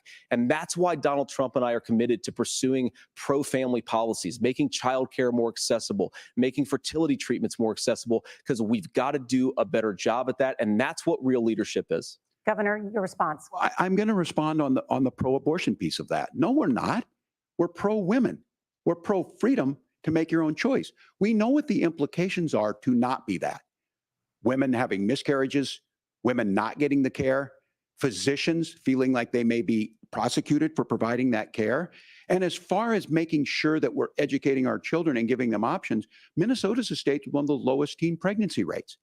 We understand that too. We know that the options need to be available, and we make that true. We also make it, we're a top 3 state for the best place to raise children. But these two things, to try and say that we're pro-children, but we don't like this, or you guys are pro-abortion, that's not the case at all. We are pro-freedoms for women to make their choices, and we're going, and Kamala Harris is making the case, to make options for children more affordable, a $6,000 child tax credit, but we're not going to base that on the backs of making someone like Amber Thurman drive 600 miles to try and get health care. Senator. May I respond to that? First of all, Governor, I agree with you. Amber Thurman should still be alive, and there are a lot of people who should still be alive, and I certainly wish that she was. And maybe you're free to disagree with me on this and explain this to me, but as I read the Minnesota law that you signed into law, the statute that you signed into law, it says that a doctor who presides over an abortion where the baby survives, the doctor is under no obligation to provide life-saving care to a baby who survives a botched late-term abortion. That is, I think, whether you're pro-choice or pro-abortion, that is fundamentally barbaric. And that's why I use that word, Nora, is because some of what we've seen, do you want to force Catholic hospitals to perform abortions against their will? Because Kamala Harris has supported suing Catholic nuns to violate their freedom of conscience. We can be a big and diverse country where we respect people's freedom of conscience and make the country more pro-baby and pro-family. But please. Yes, Governor, please respond. Look, this is one where there's always something there. This is a very simple proposition. These are women's decisions to make about their healthcare decisions, and the physicians who know best when they need to do this. Trying to distort the way a law is written to try and make a point, that's not it at all. What was I wrong about, Governor? Please tell me, what was I wrong about? That is not the way the law is written. Look, I've given I've given this advice on a lot of things, that getting involved, that's been misread, and it was fact-checked at the last debate. But the point on this is there's a continuation of these guys to try and tell women or to get involved. I use this line on this, just mind your own business on this. Things worked best when Roe versus Wade was in place. When we do a restoration of Roe, that works best. That doesn't preclude us from increasing funding for children. It doesn't increase us from making sure that once that child's born, like in Minnesota, they get meals, they get early childhood education, they get health care. So the hiding behind we're going to do all these other things when you're not proposing them in your budget, Kamala Harris is proposing them. She's proposing all those things to make life easier for families. I asked a specific question, Governor. You gave me a slogan as a response. It's not the case. It's not true. That's not what the law says. So they fact-checked it with President Trump. Gentlemen, there's a lot to discuss. We have to move on, and we're going to be right back with much more of the CBS News vice presidential debate in just a moment.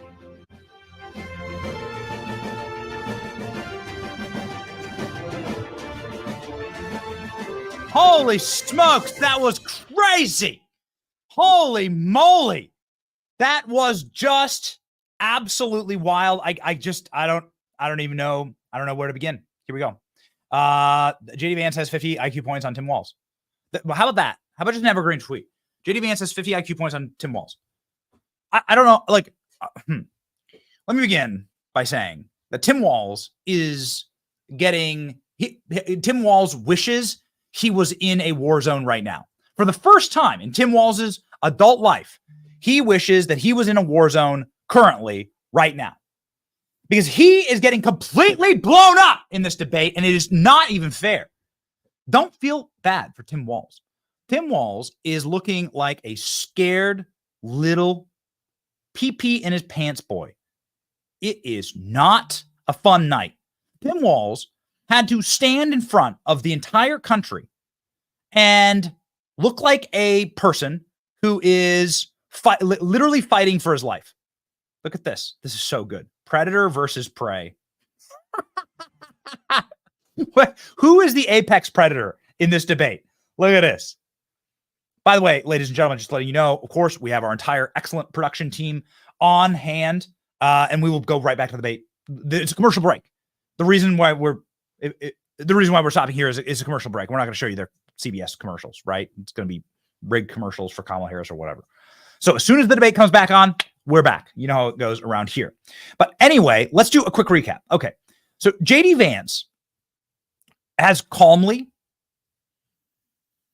coolly, professorially, if you wish, in the best possible term, been ripping the bark off a scared and skittish Tim Walz, who is, I mean, legitimately looks like he's soiled himself during this debate.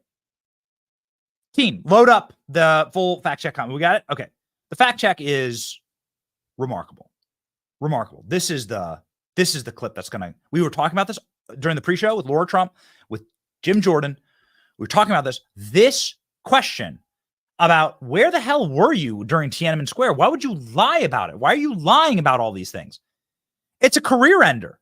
There's no other way to say it. It's the single most awkward moment in the history of debates. This is what I put up. Okay. I said, this is the single most awkward moment in the history of the debates. Okay. Let's go through it quickly.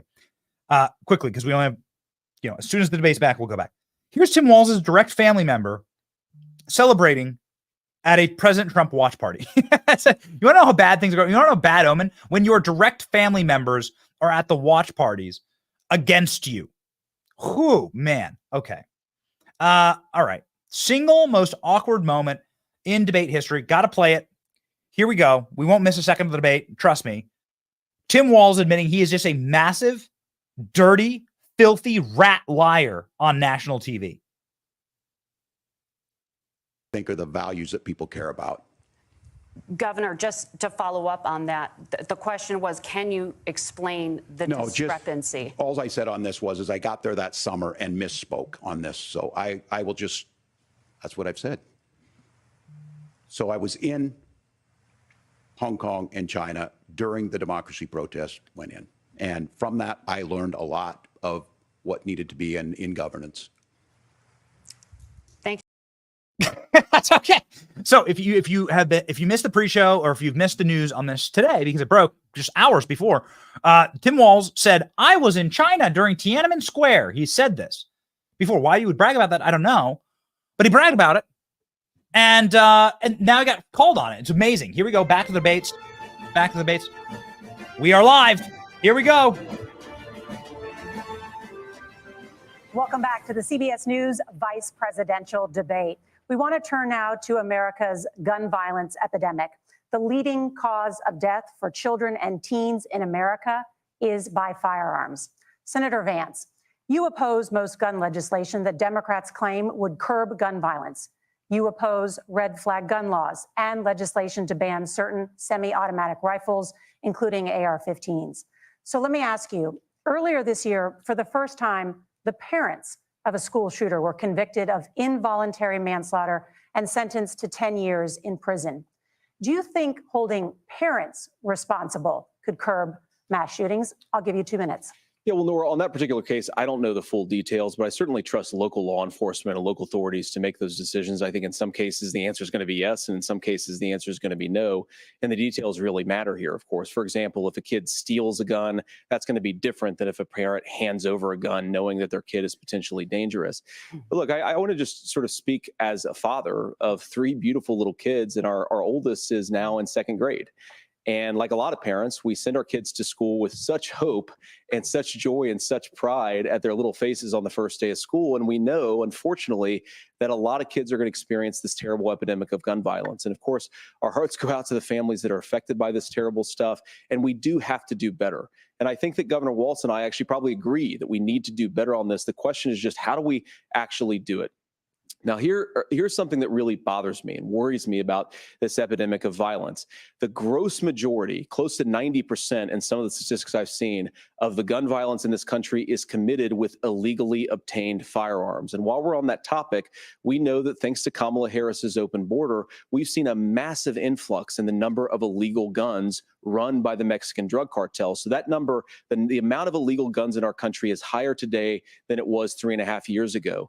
But what do we do about the schools? What do we do to protect our kids? And I think the answer is, and I say this not loving the answer, because I don't want my kids to go to school in a school that feels unsafe or where there are visible signs of security. But I unfortunately think that we have to increase security in our schools. We have to make the doors lock better. We have to make the doors stronger. We've got to make the windows stronger. And of course, we've got to increase school resource officers, because the idea that we can magically wave a wand and take guns out of the hands of bad guys, it just doesn't fit with recent experience. So we've got to make our schools safer. And I think we've got to have some common sense bipartisan solutions for how to do that. Governor, you have 2 minutes. Well, I think all the parents watching tonight, this is your biggest nightmare. Look, I got a 17-year-old, and he witnessed a shooting at a community center playing volleyball. Those things don't leave you. As a member of Congress, I sat in my office surrounded by dozens of the Sandy Hook parents, and they were looking at my 7-year-old picture on the wall. Their 7-year-old were dead, and they were asking us to do something. And look, I'm a hunter. I own firearms. The vice president is. We understand that the Second Amendment is there, but our first responsibility is to our kids to figure this out. In Minnesota, we've enacted enhanced red flag laws, enhanced background checks, and we can start to get data. But here's the problem. If we really want to solve this, we've got folks that won't allow research to be even done on gun violence. And this idea that we should just live with it, and here's what I do think, that this is a good start to the conversation. I 100% believe that Senator Vance hates it when these kids, it's abhorrent and it breaks your heart. I agree with that. But that's not far enough when we know there are things that work. I've spent time in Finland and seen some Finnish schools. They don't have this happen, even though they have a high gun ownership rate in the country. There are reasonable things that we can do to make a difference. It's not infringing on your Second Amendment. And the idea to have some of these weapons out there, it just doesn't make any sense. Kamala Harris, as an attorney general, worked on this issue. She knows that it's there. No one's trying to scaremonger and say we're taking your guns, but I ask all of you out there, do you want your schools hardened to look like a fort? Is that what we have to go? When we know there's countries around the world that their children aren't practicing these types of drills. They're being kids. We owe it to them to get a fix. These are things that shouldn't be that difficult. You can still keep your firearms, and we can make a difference. We have to. If you're listening tonight, this breaks your heart. Senator. Tim, first of all, I didn't know that your 17-year-old witnessed a shooting. I'm sorry about that, and I hope that he's doing okay. Christ have mercy. It is awful. And I appreciate what Tim said actually about Finland, because I do think it illustrates some of the frankly weird differences between our own country's gun violence problem and Finland. Is okay, first of all, we have way higher rates of mental health abuse or mental health substance abuse. We have way higher rates of depression, way higher rates of anxiety. We unfortunately have a mental health crisis in this country that I really do think that we need to get to the root causes of, because I don't think it's the whole reason why we have such a bad gun violence problem, but I do think it's a big piece of it. Another driver of the gun violence epidemic, especially that affecting our kids, it doesn't earn as many headlines, but is the terrible gun violence problem in a lot of our big cities. And this is why we have to empower law enforcement to arrest the bad guys, put them away, and take gun offenders off the streets. I think there's a whole host of things that we can do here, but I do think at our schools, we've got to talk about more security. Senator, thank you. Governor, you previously opposed an assault weapons ban, but it only later in your political career did you change your position. Why? Yeah, I sat in that office with those Sandy Hook parents. I've become friends with school shooters. I've seen it. Look, the NRA, I was the NRA guy for a long time. They used to teach gun safety. I'm of an age where my shotgun was in my car so I could pheasant hunt after football practice. That's not where we live today. And several things I want to mention on this is talking about cities and where it's at. The number one where the most firearm deaths happen in Minnesota are rural suicides. And we have an epidemic of children getting guns and shooting themselves. And so we have, and we should look at all of the issues, making sure folks have health care and all that, but I want to be very careful. This idea of stigmatizing mental health, just because you have a mental health issue doesn't mean you're violent. And I think what we end up doing is we start looking for a scapegoat. Sometimes it just is the guns. It's just the guns, and there are things that you can do about it. But I do think that this is one, and I think this is a healthy conversation. I think there's a capacity to find solutions on this that work, protect Second Amendment, protect our children. That's our priority. Gentlemen, thank you. Margaret? Thank you, Nora. Let's turn now to the top contributor to inflation, the high cost of housing and rent. There's a shortage of more than 4 million homes in the United States, and that contributes to the high housing prices. Governor Walz, the Harris campaign promises a $25,000 down payment assistance for first-time home buyers and a $10,000 tax credit. They also promise to build 3 million new homes. Where are you building these homes, and won't handing out that kind of money just drive up prices higher? No, it's not handing out. We have, first, let me say this issue of housing, and I think those of you listening on this, the problem we've had is that we've got a lot of folks that see housing as another commodity. It can be bought up, it can be shifted, it can be moved around. Those are not folks living in those houses. Those of you listening tonight, that house is a big deal. I bought and owned one house in my life. My mom still lives in the house where I was. And when I think of a house, I'm thinking of Christmas services after midnight mass where you go with your family. We need to make it more affordable. And one of the things, as I said, this program that the vice president is pushing forward and bringing a new way of approaching this is something we're doing in Minnesota from that lead. We in the state invested in making sure our housing was the biggest investment that we'd ever made in housing. It starts to make it easier. We cut some of the red tape. Local folks, look, we can't do it at the federal level, but local folks make it easier to build those homes. And then that down payment assistance. I can tell all of you out there, one of the, certainly for me, using the GI Bill was one thing, but a veteran's home loan, the big thing about a veteran's home loan is you don't have to pay the down payment.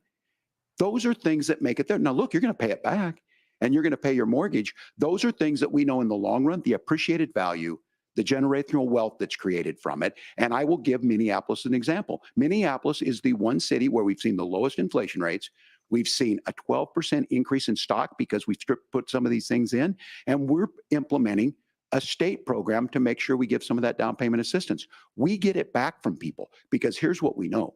People with stable housing end up with stable jobs. People with stable housing have their kids able to get to school. All of those things in the long run end up saving our money. And that's the thing that I think we should be able to find some common ground in, but we can't blame immigrants for the only reason. That's not the case that's happening in many cities.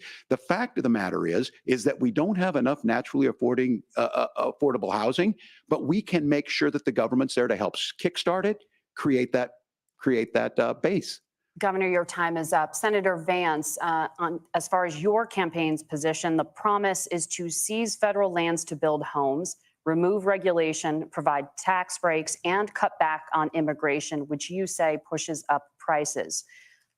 Where are you going to build all the new homes you're promising, and what part of any of this plan will provide immediate relief? You have 2 minutes. Well, first of all, Tim just said something that I agree with. We don't want to blame immigrants for higher housing prices, but we do want to blame Kamala Harris for letting in millions of illegal aliens into this country, which does drive up costs, Tim. 25 million illegal aliens competing with Americans for scarce homes is one of the most significant drivers of home prices in the country. It's why we have massive increases in home prices that have happened right alongside massive increases in illegal alien alien populations under Kamala Harris's leadership. Now, Tim just mentioned a bunch of ideas. Now, some of those ideas I actually think are halfway decent, and some of them I disagree with. But the most important thing here is Kamala Harris is not running as a newcomer to politics. She is the sitting vice president. If she wants to enact all of these policies to make housing more affordable, I invite her to use the office that the American people already gave her, not sit around and campaign and do nothing while Americans find the American dream of homeownership completely unaffordable. Now, you asked, Margaret, what would immediately change the equation for American citizens? If you lower energy prices, as Donald Trump says, drill, baby, drill, one of the biggest drivers of housing costs aside from illegal immigration is, think about it. If a truck driver is paying 40% more for diesel, then the lumber he's delivering to the job site to build the house is also going to become a lot more expensive. If we open up American energy, you will get immediate pricing relief for American citizens, not, by the way, just in housing, but in a whole host of other economic goods too. Senator Vance, you still have 23 seconds there. Do you want to answer? Can I have it? Where, yeah, Governor, we will get to you in a moment. But Senator, where are you going to seize the federal lands? Can you clarify? Well, what Donald Trump has said is we have a lot of federal lands that aren't being used for anything. They're not being used for a national park. They're not being used, and they could be places where we build a lot of housing. And I do think that we should be opening up building in this country. We have a lot of land that could be used. We have a lot of Americans that need homes. We should be kicking out illegal immigrants who are competing for those homes, and we should be building more homes for the American citizens who deserve to be here. Senator, your time is up. Governor, I do want to let you respond to the allegation that the vice president is letting in. Well, of course, that's not true. And again, you have the facts. I guess we agreed not to fact check. I'll check it. That, look, crossings are down compared to when Donald Trump left office. But it's, again, blaming and not trying to find the solution. I was going to ask, though, on this question, are we going to drill and build houses in the same federal land? And I think when people hear federal lands, these are really important pieces of land. Now, Minnesota doesn't have a lot of federal lands. I know in the western part of the countries we do. There's not a lot of federal lands in and around Minneapolis, for example. So the issue is I don't understand the federal lands issue unless we see this, and I worry about this as someone who cares deeply about our national parks and our federal lands. Look, Minnesota, we protect these things. We've got about 20% of the world's fresh water. These lands protect. They're there for a reason. They belong to all of us. But again, this is when you view housing and you view these things as commodities. Like, there's a chance to make money here. Let's take this federal land and let's sell it to people for that. I think there's better ways to do this. We've seen it in Minnesota. We're able to refurbish some of these houses. We're able to make some investments. That gets people in. And I'm still on the fact on this. Economists, Senator Vance, you said you don't like the economists. Which economists are saying that it is immigrants that's adding to the cost? Governor, your time is up. But Senator, on that point, I'd like for you to clarify. There are many contributing factors to high housing costs. What evidence do you have that migrants are part of this problem? Well, there's a Federal Reserve study that we're happy to share after the debate. We'll put it up on social media, actually, that really drills down on the connection between increased levels of migration, especially illegal immigration, and higher housing prices. Now, of course, Margaret, that's not the entire driver of higher housing prices. It's also the regulatory regime of Kamala Harris. Look, we are a country of builders. We're a country of doers. We're a country of explorers. But we increasingly have a federal administration that makes it harder to develop our resources, makes it harder to build things, and wants to throw people in jail for not doing everything exactly as Kamala Harris says they have to do. And what that means is that you have a lot of people who would love to build homes who aren't able to build homes. I actually agree with Tim Walz. We should get out of this idea of housing as a commodity. But the thing that has most turned housing into a commodity is giving it away to millions upon millions of people who have no legal right to be here. What are the federal regulations? I deal with this as a governor. You can very quickly reply. I'm sorry. I get this as a governor, and I don't necessarily disagree with that in some cases, many of those are local, many of them are state. I don't know which ones are federal, but I think whenever we talk regulations, people think they can get rid of them. I think you want to be able to get out of your house in a fire. I think you want to make sure that it's fireproof and those types of things. So which are the regulations? Because the vice president's not responsible for those. Congress writes those. Governor, thank you. Gentlemen, we have a lot to get to. You're passionate about the housing crisis, I can tell. But Nora? Thank you. One of the top problems facing Americans is the high cost of health care. Senator Vance, At the last presidential debate, former President Trump was asked about replacing the Affordable Care Act. In response, he said, "I have concepts of a plan." Since then, Senator, you've talked about changing how chronically ill Americans get health insurance. Can you explain how that would work? And can you guarantee that Americans with pre-existing conditions won't pay more? I'll give you 2 minutes. Well, of course, we're going to cover Americans with pre-existing conditions. In fact, a lot of my family members have gotten health care. I believe, members of my family actually got private health insurance, at least for the first time, switched off of Medicaid onto private insurance for the first time under Donald Trump's leadership. And I think that, a lot of people have criticized this concepts of a plan remark. It's very simple common sense. I think as Tim Walz knows from 12 years in Congress, you're not going to propose a 900-page bill standing on a debate stage. It would bore everybody to tears, and it wouldn't actually mean anything because part of this is the give and take of bipartisan negotiation. Now, when Donald Trump was actually president, and again, he has a record to be proud of, prescription drugs fell in 2018 for the first time in a very long time. Under Kamala Harris's leadership, prescription drugs are up about 7%. Under Donald Trump's entire 4 years, they were up about 1.5%. He introduced pricing transparency. Think about healthcare. You go into a hospital, you try to buy something, and nobody knows what it actually costs. That price transparency will actually give American consumers a little bit more choice and will also drive down costs. And we talked about, the reinsurance regulations is what I was talking about. Look, Donald Trump has said that if we allow states to experiment a little bit on how to cover both the chronically ill, but the non-chronically ill, it's not just a plan. He actually implemented some of these regulations when he was president of the United States. And I think you can make a really good argument that it salvaged Obamacare, which was doing disastrously until Donald Trump came along. And I think this is an important point about President Trump. Of course, you don't have to agree with everything that President Trump has ever said or ever done. But when Obamacare was crushing under the weight of its own regulatory burden and healthcare costs, Donald Trump could have destroyed the program. Instead, he worked in a bipartisan way to ensure that Americans had access to affordable care. It's not perfect, of course, and there's so much more that we can do, but I think that Donald Trump has earned the right to put in place some better healthcare policies. He's earned it because he did it successfully the first time. Governor? All right, here's where being an old guy gives you some history. I was there at the creation of the ACA. And the reason it was so important is I come from a major healthcare state, home of the Mayo Clinic, home to Medical Alley, 3M, Medtronic, all of those. We understand healthcare. It's why we're ranked first on affordability and accessibility and quality of healthcare.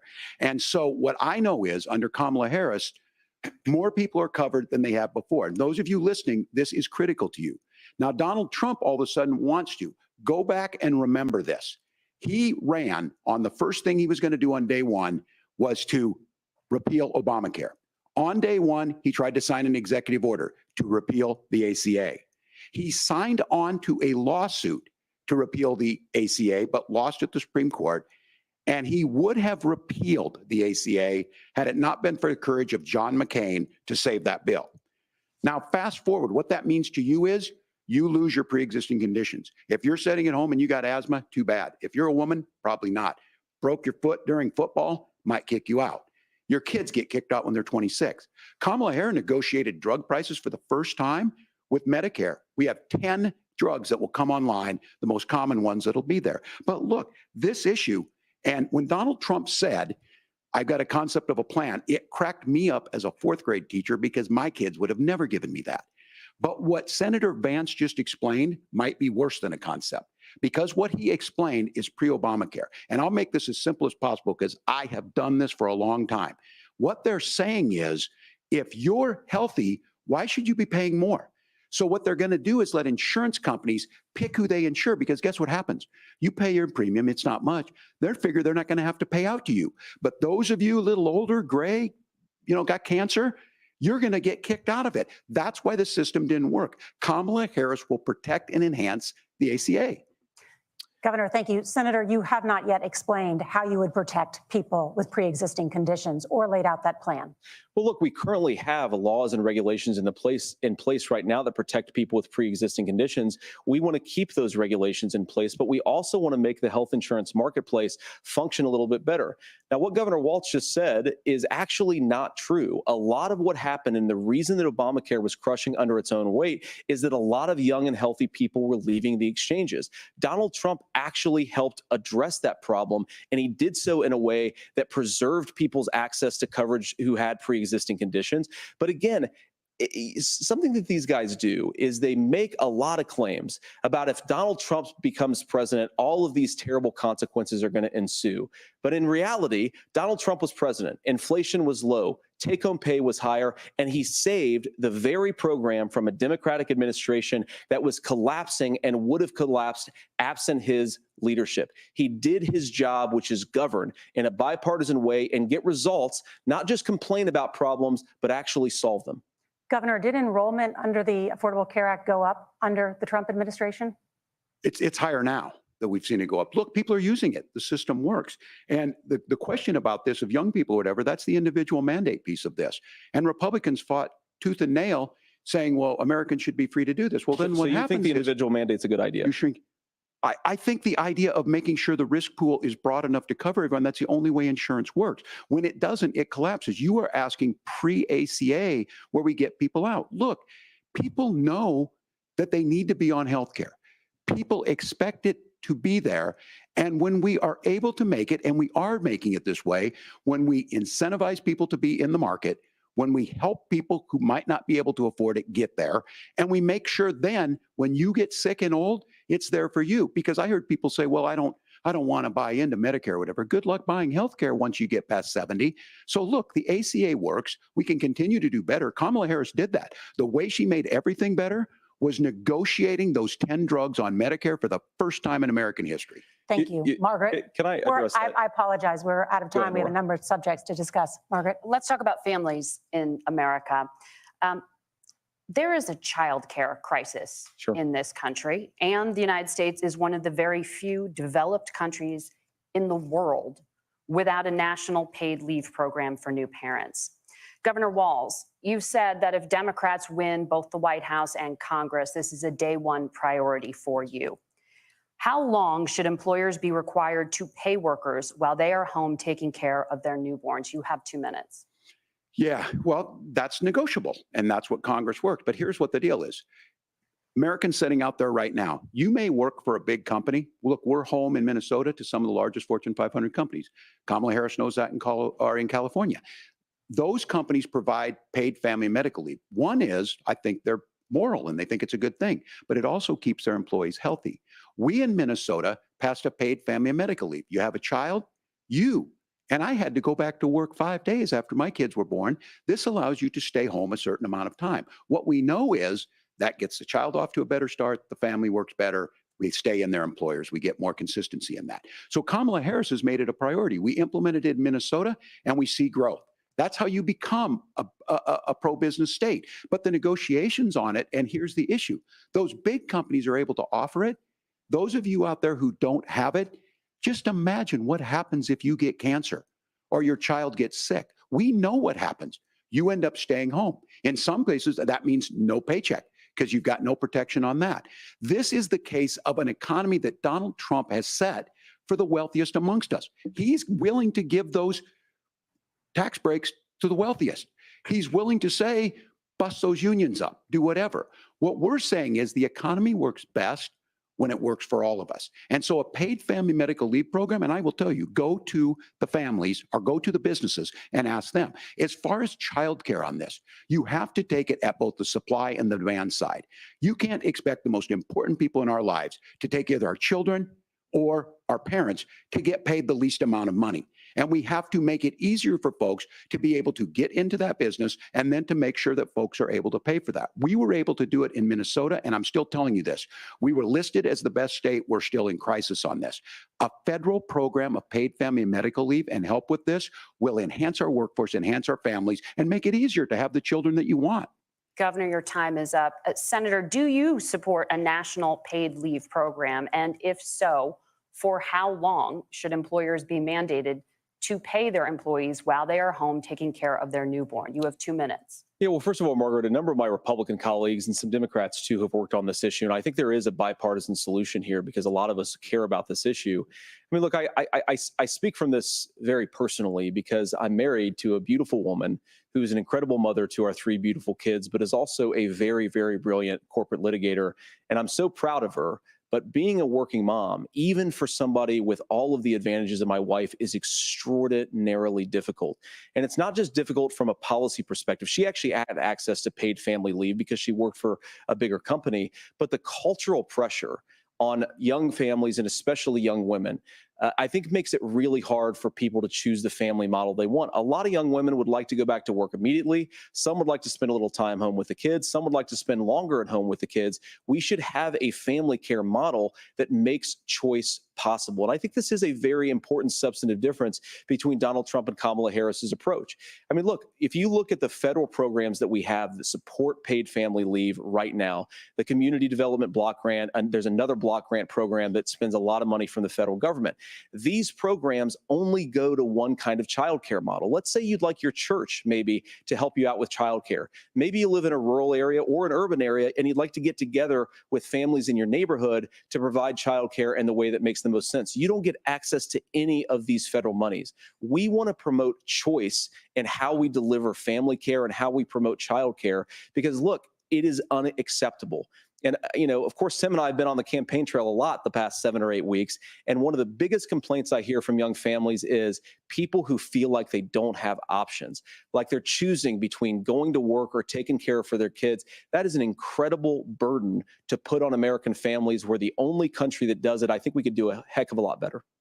Senator, thank you.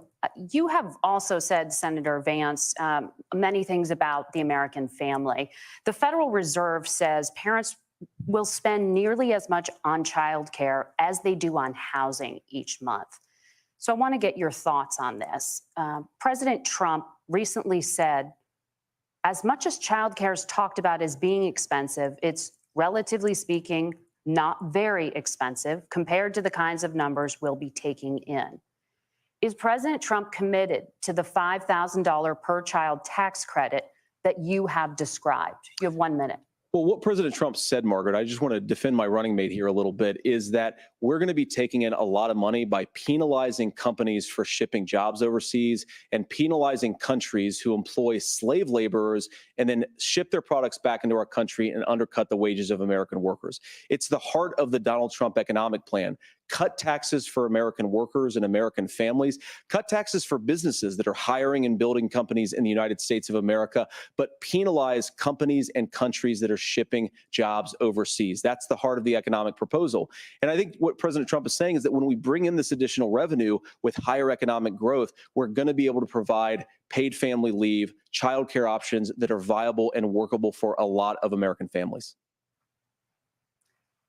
Can you clarify how that will solve the child care shortage?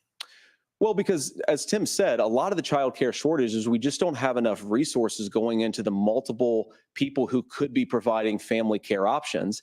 And we're going to have to, unfortunately, look, we're going to have to spend more money. We're going to have to induce more people to want to provide child care options for American families, because the reason it's so expensive right now is because you've got way too few people providing this very essential service. Thank you, Senator. Governor Walz, your ticket also has some child care tax credit proposals. Do you think Congress will agree to the $6,000 credit for newborns and $3,000 credit for children over the age of 6, as your campaign has promised? Is that realistic?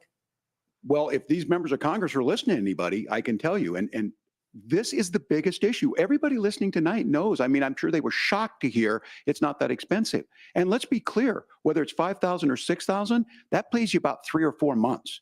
Let's be clear of where we're at on this. It's because we got out of an imbalance on this. We thought we were going to get by not paying people. I don't think Senator Vance and I are that far apart. I'm not opposed to what he's talking about on options. We've done scholarships types of things. I think we need to be open to making the case.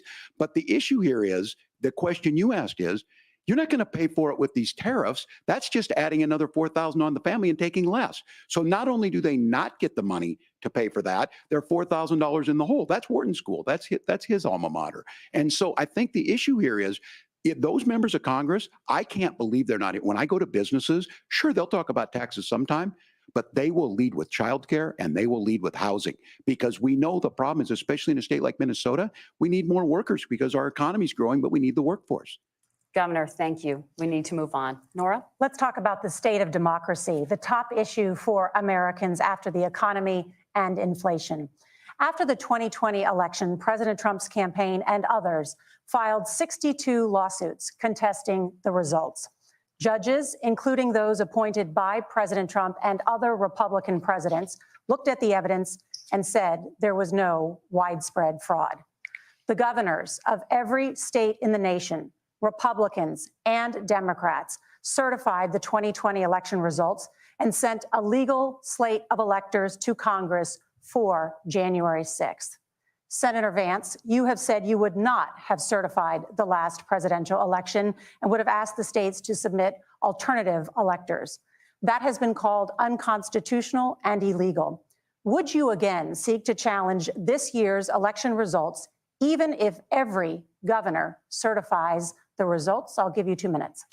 Well, Nora, first of all, I think that we're focused on the future. We need to figure out how to solve the inflation crisis caused by Kamala Harris's policies, make housing affordable, make groceries affordable, and that's what we're focused on. But I want to answer your question because you did ask it. Look, what President Trump has said is that there were problems in 2020, and my own belief is that we should fight about those issues, debate those issues peacefully in the public square, and that's all I've said, and that's all that Donald Trump has said. Remember, he said that on January the 6th, the protesters ought to protest peacefully. And on January the 20th, what happened? Joe Biden became the president.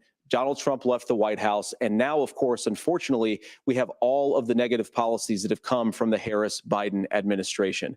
I believe that we actually do have a threat to democracy in this country, but unfortunately, it's not the threat to democracy that Kamala Harris and Tim Walz want to talk about. It is the threat of censorship. It's Americans casting aside lifelong friendships because of disagreements over politics. It's big technology companies silencing their fellow citizens. And it's Kamala Harris saying that rather than debate and persuade her fellow Americans, she'd like to censor people who engage in misinformation.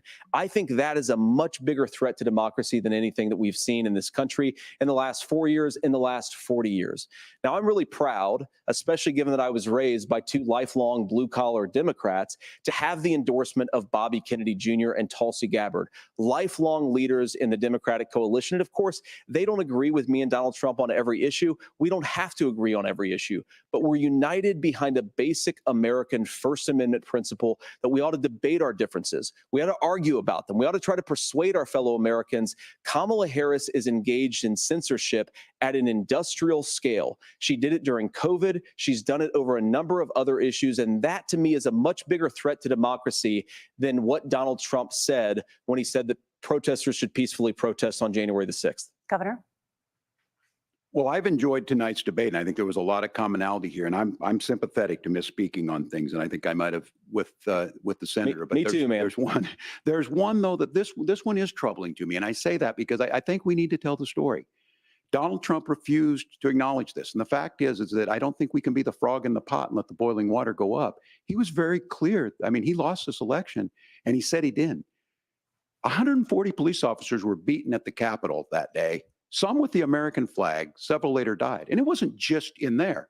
In Minnesota, a group gathered on the state capitol grounds in St. Paul and said, we're marching to the governor's residence and there may be casualties. The only person there was my son and his dog, who was rushed out crying by state police.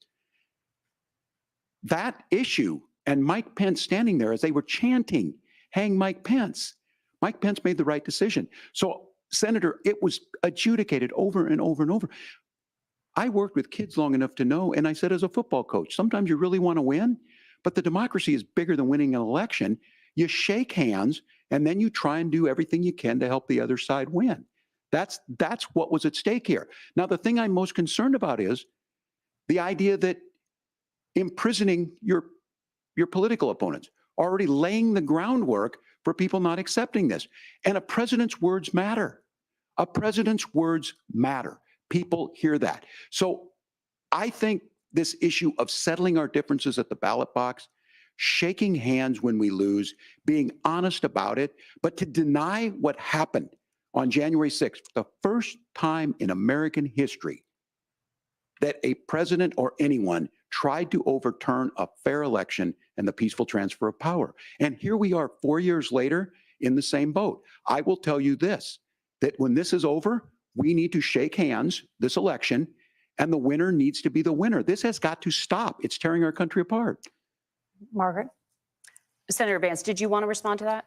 Yeah, well, look, Tim, first of all, it's really rich for Democratic leaders to say that Donald Trump is a unique threat to democracy when he peacefully gave over power on January the 20th, as we have done for 250 years in this country. We are going to shake hands after this debate and after this election. And of course, I hope that we win, and I think we're going to win. But if Tim Walz is the next vice president, he'll have my prayers, he'll have my best wishes, and he'll have my help whenever he wants it.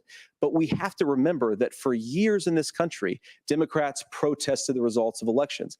Hillary Clinton in 2016 said that Donald Trump had the election stolen by Vladimir Putin because the Russians bought like $500,000 worth of Facebook ads. This has been going on for a long time. And if we want to say that we need to respect the results of the election, I'm on board. But if we want to say, as Tim Walz is saying, that this is just a problem that Republicans have had, I don't buy that.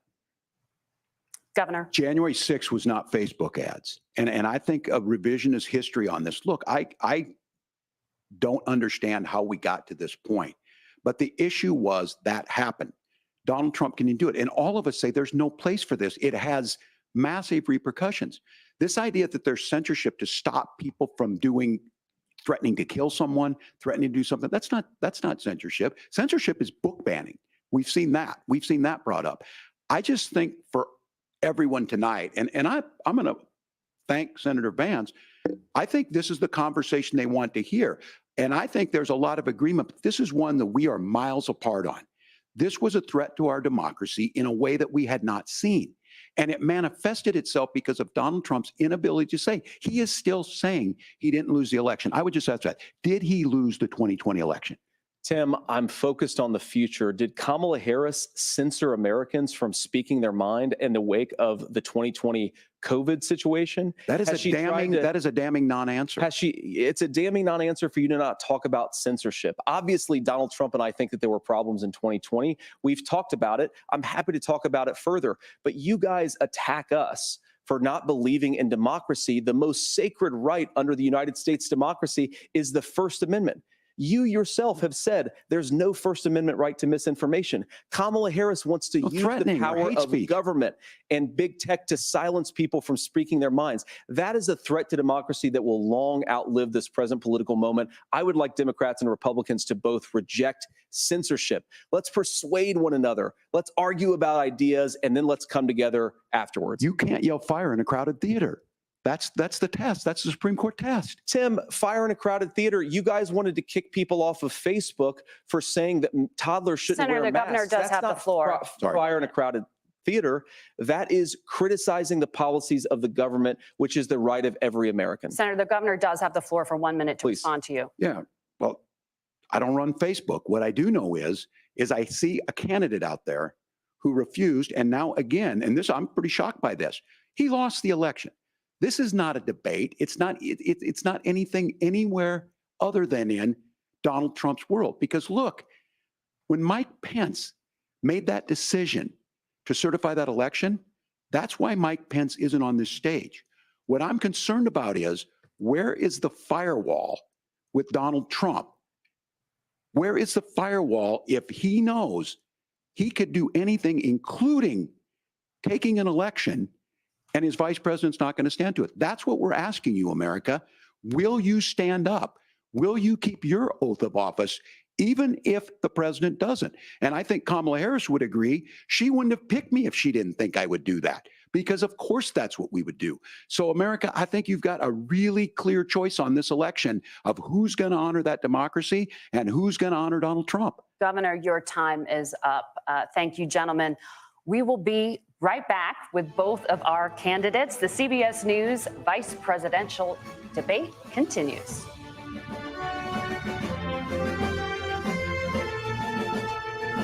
Okay, holy smokes. Are you freaking kidding me? Are you kidding me right now? I've become friends with school shooters, says Tim Walz. Are you watching the same debate that I'm watching? Now, I'll tell you, it's not me on the debate stage. Someday, we love you. We love you. Someday, maybe, God willing, I will get a chance to actually sit inside of debate prep with one of these dudes. We got a couple of buddies, right, who are on the rise. So maybe in the decades in the future, I'll get a chance to sit debate. This debate. If they bring up January 6th, here's what you do. If they bring up January 6th, this is what they did. They just spent the last 10 minutes on January 6th. If they bring this up, here's what you do. You say, oh, a threat to democracy. Really? Well, how about the 15 million Democrats who voted for Joe Biden? And you just threw those votes in the trash compactor. How about those people?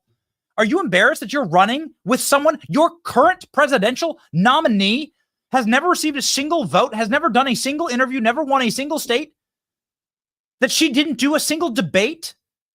That she was anointed queen in violation of your party rules, in violation of the voters and their will? That you forced Joe Biden out of office? That you grabbed that guy by the dusty, dandruffy scruff of his neck and threw him into the mouth of an open volcano?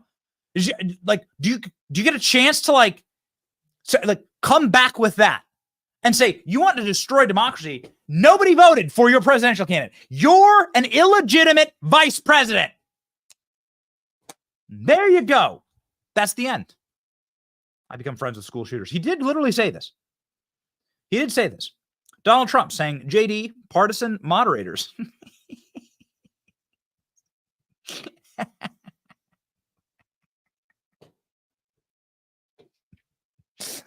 Fact check. Fact.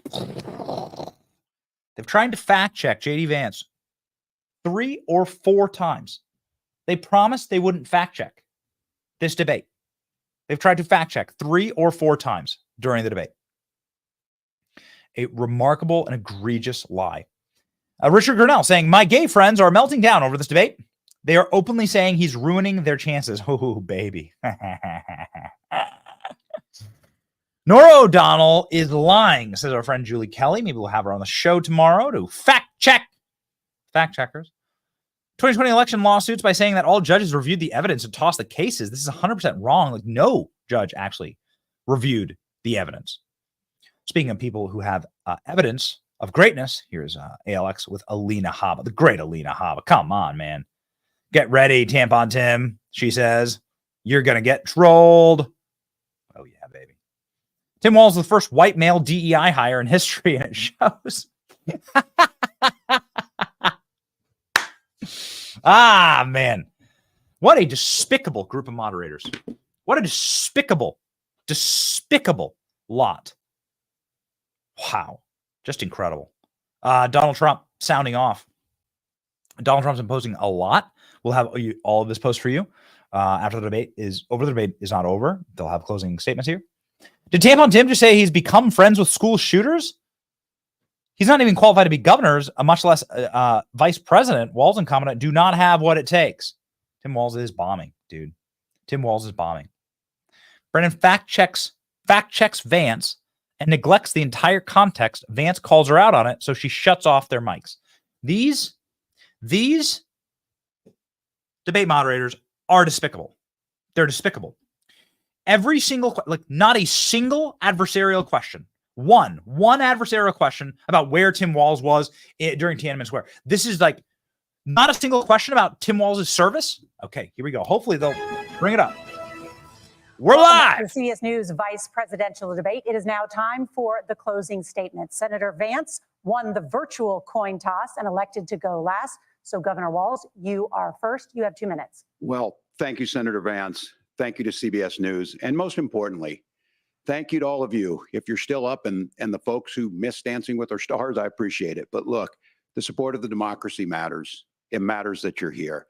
And I'm as surprised as anybody of this coalition that Kamala Harris has built, from Bernie Sanders to Dick Cheney to Taylor Swift, and a whole bunch of folks in between there. And they don't all agree on everything, but they are truly optimistic people. They believe in a positive future of this country and one where our politics can be better than it is.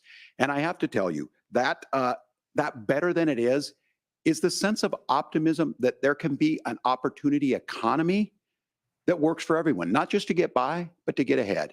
And the idea that freedom really means something, not the freedom of government to be in your bedroom or exam room, but the freedom for you to make choices about yourself. Now, look, we all know who Donald Trump is. He's told us, and as Maya Angelou said, believe him when he told you that. His first inaugural address talked about American carnage, and then he spent 4 years trying to maybe do that. Senator Vance tonight made it clear he will stand with Donald Trump's agenda. He will continue to push down that road. Excuse me. Kamala Harris gives us a different option. Now, I'll have to tell you, I'm going to be careful about the quotes, but there's one that Senator Vance said that does resonate with me. He said, Donald Trump makes the people I care about afraid. A lot of America feels that way. We don't need to be afraid. Franklin Roosevelt was right. All we have to fear is fear itself. Kamala Harris is bringing us a new way forward. She's bringing us a politics of joy. She's bringing real solutions for the middle class, and she's centering you at the heart of that. All the while asking everyone, join this movement, make your voices heard. Let's look for a new day where everybody gets that opportunity and everybody gets a chance to thrive. I humbly ask for your vote on November 5th for Kamala Harris. Governor Walz, thank you. Senator Vance, your closing statement. Well, I want to thank Governor Walz, you folks at CBS, and of course the American people for tuning in this evening. And one of the issues we didn't talk about was energy. And I remember when I was being raised by my grandmother, when she didn't have enough money to turn on the heat some nights because Ohio gets pretty cold at night and because money was often very tight. And I believe, as a person who wants to be your next vice president, that we are a rich and prosperous enough country where every American, whether they're rich or poor, ought to be able to turn on their heat in the middle of a cold winter night. That's gotten more difficult thanks to Kamala Harris's energy policies. I believe that whether you're rich or poor, you ought to be able to afford a nice meal for your family. That's gotten harder because of Kamala Harris's policies. I believe that whether you're rich or poor, you ought to be able to afford to buy a house. You ought to be able to live in safe neighborhoods. You ought to not have your communities flooded with fentanyl. And that too has gotten harder with Kamala because of Kamala Harris's policies.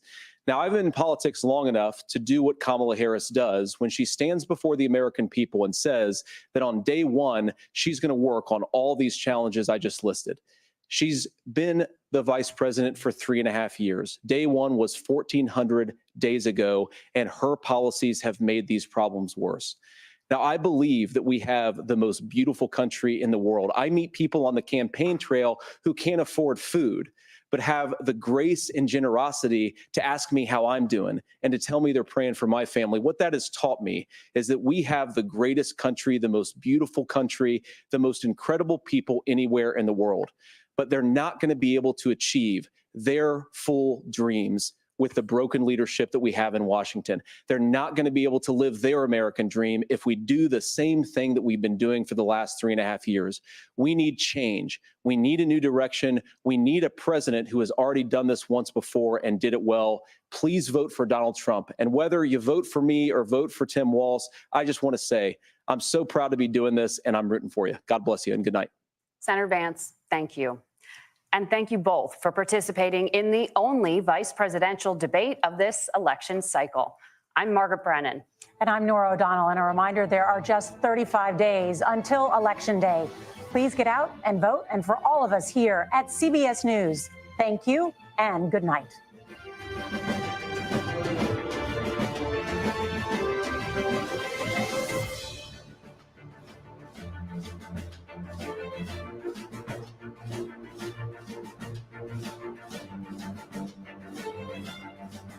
The first and only vice presidential debate.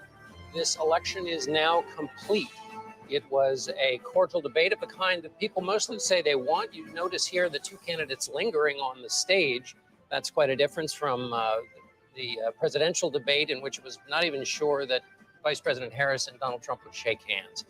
It was a debate in which the line, "I appreciate what Tim said about Finland," was one of the many ways in which Senator Vance agreed with the governor. The governor agreed right back. But that's the tone and the kind of theater review of this. I'll pick out two issues on the question. All right.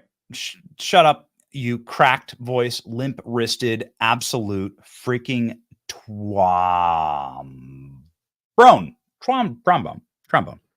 I am not going to ever listen to anyone ever lecture again that Republicans should take these debates because the people need to see what the party is. I'm going to walk away from a couple of things on the debate right now.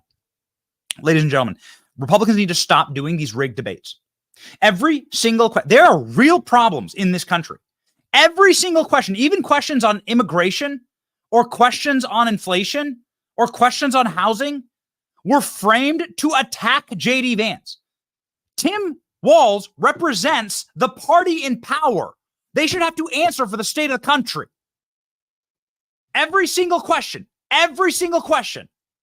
What about climate? For the start of the debate was 3 questions about climate change, for God's sake. You know what climate change is? On like things that people care about, it's like 289,000 down the list. Enough with this. New meme template just dropped. Holy smokes. Holy moly. Dude, did JD Vance just cook? Did JD Vance cook, baby? Look at this. Look at some of the polls in the poly market. So Tim Walz, because everybody believed that JD Vance was some creepy weirdo, right? Because they live in a bubble. They don't actually see JD Vance. They don't know JD Vance. Imagine like tuning in, assuming that JD Vance is some like lunatic that wants to, I don't know, like watch your children while they sleep or whatever they say on MSNBC. And then finding out that JD Vance is cool, calm, collected, reasonable, thoughtful, smart, does the best debate performance a Republican probably in modern history.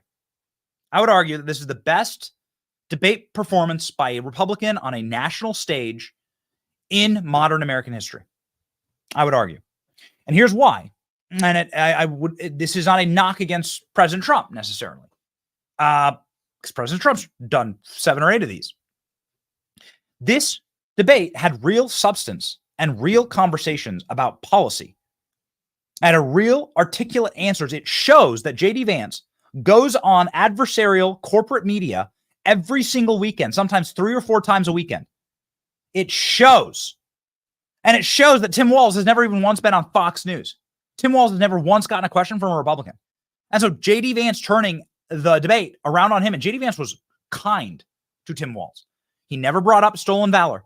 He never brought up the fact that he's being investigated by the House Oversight Committee for his ties to China. He just let the guy talk, and the guy destroyed himself. Look at this. Tim Walz was the favorite because people believe the propaganda, and now collapsed.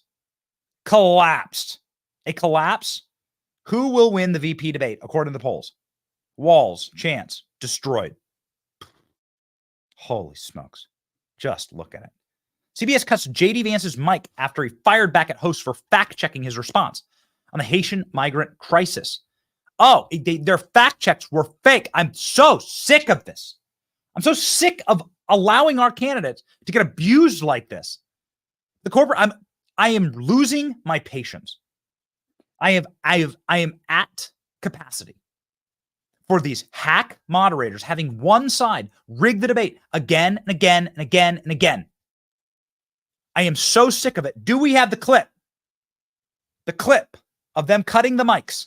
So the one time that the candidates wish to debate, in the debate, these absolute, total hacks, mouthy, smarmy, always had to get in the last word.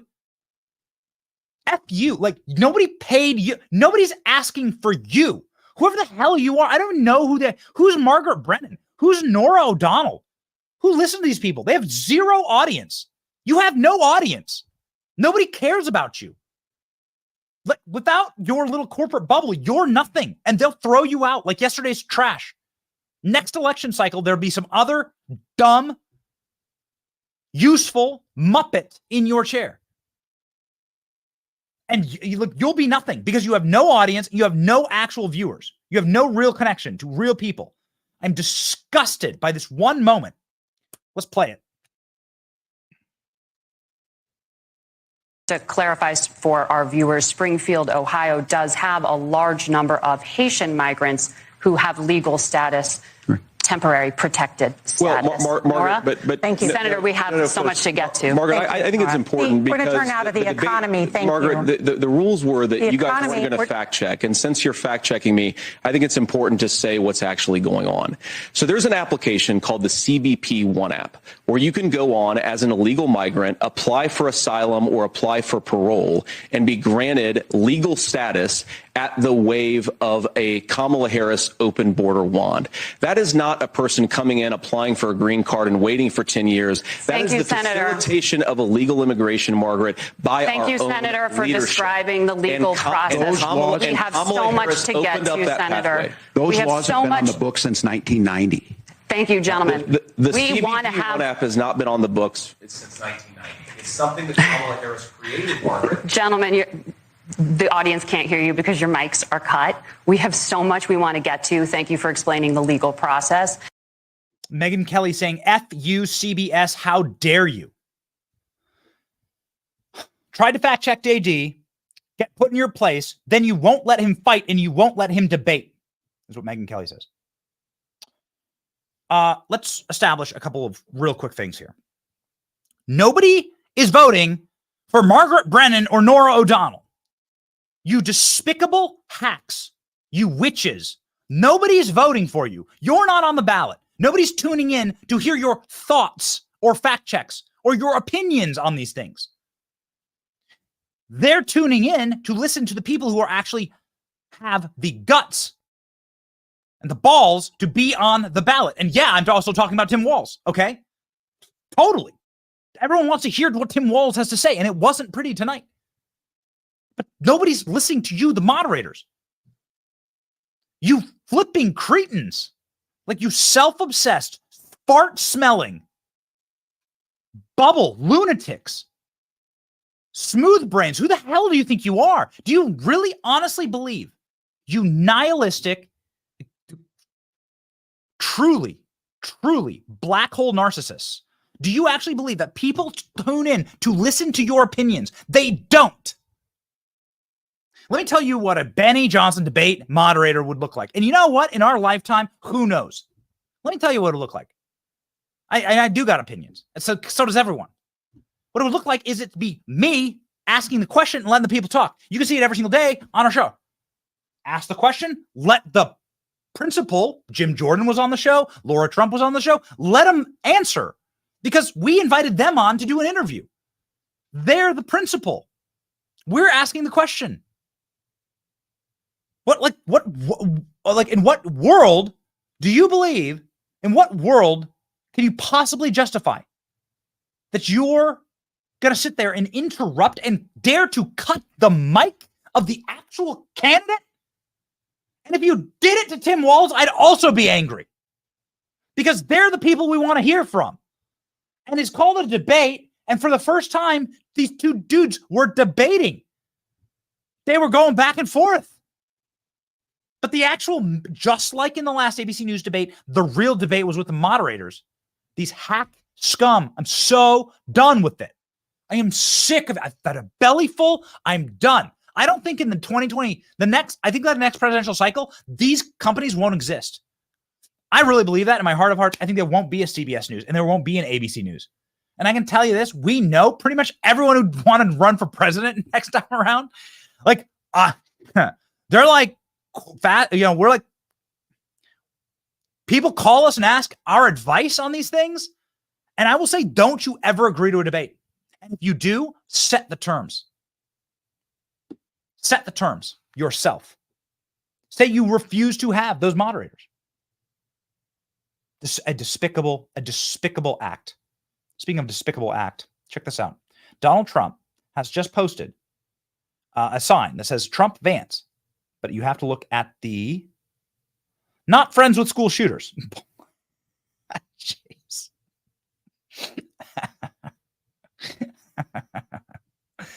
Donald Trump has posted in all caps during the debate. Everyone knows I would not support a federal abortion ban under any circumstances and would, in fact, veto it because it is up to the states to decide based on what the will of their voters are, the will of the people, like Ronald Reagan before me. And he said, I support three branches of government, and so on. It could not be more clear that Donald Trump will veto a national abortion ban. He said it before many times. The simplest statement he can make, position absolutely obvious and unequivocal. Elon Musk following up. I mean, listen, you either believe in smaller government or bigger government on these things. The debate in one image. Look at that. Just perfection. This is a new meme format. These are all the memes. How many memes do we got based on this image? Let's stack them up so that we can see them. Megyn Kelly. Tim Walz did repeal a law that protected babies born alive after failed abortions. So this guy got called. This guy got called on this topic and then lied about it. Tim Walz repeals Minnesota law protecting babies born after failed abortion. 5 babies died in Minnesota after they were born alive due to a failed or induced abortion in 2021. A despicable goblin, Tim Walz. A sickening goblin. He also told a lie that there were less border crossings than when Donald Trump was in office. The blue bar are border crossings under Kamala Harris, and the red bar are border crossings under Trump. Let me ask you a question here. I know it's not a Venn diagram, so maybe Kamala can't read it. Like, where was the fact check on this? CBS, scum. So sick of these people. JD Vance might have a higher IQ than all 3 other of the women on stage combined. That's right. Man, what a gangster. What an absolute gangster. Flipping the script on Tim Walz. It's making him look stupid. Tim Walz. This is from Stephen Chung. He's one of the top guys at the Trump campaign. Tim Walz. I become friends with school shooters. Kamala. Do we have that clip? Let's see. Tim Walz say he's become friends with school shooters. Oppose an assault weapons ban, but only later in your political career did you change your position. Why? Yeah, I sat in that office with those Sandy Hook parents. I've become friends with school shooters. I've seen it. Look, the NRA, I was the NRA guy for a long time. They used to teach gun safety. That's what he said. That's what he said. He was also arguing that the federal government doesn't have a lot of land. Here, the red is the federal government land. The federal government has half the country.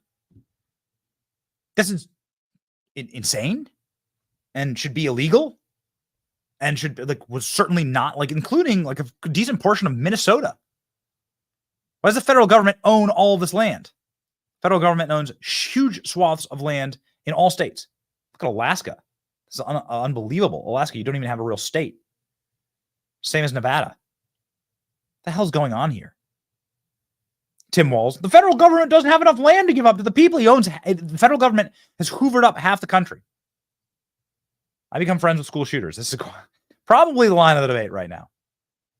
New meme format just dropped, says Tim Pool. And then you know that Tim Walz lost when Meghan McCain is doing this. Vance is absolutely sweeping the floor. It's like the end of Mortal Kombat game. This debate just started. I'm not a fan of Vance. Meghan McCain saying, don't kill a messenger here. Don't kill a messenger. No one ever said the debates don't matter because Walz has done a lot of damage this evening. There's a lot of Democrats panicking in my timeline. Don't shoot the messenger. Vibes and joy continue to not be a game plan. At a certain point, you have to actually perform and have a platform. Frank Luntz saying that his focus group says by a 10-3 margin that JD Vance won the debate. Only 5 of them were leading towards Vance before the debate. Do we have any polling guys from after the debate? Let's see if you can see if there are any snap polls. Very interesting. Tim Walz says the claim that Kamala Harris is letting millions of illegal immigrants is false and that border crossings are down. Man, why doesn't CBS check these numbers? So interesting. It's strange. It just makes you scratch the head. He said he did what with school shooters? I'm friends with a lot of school shooters.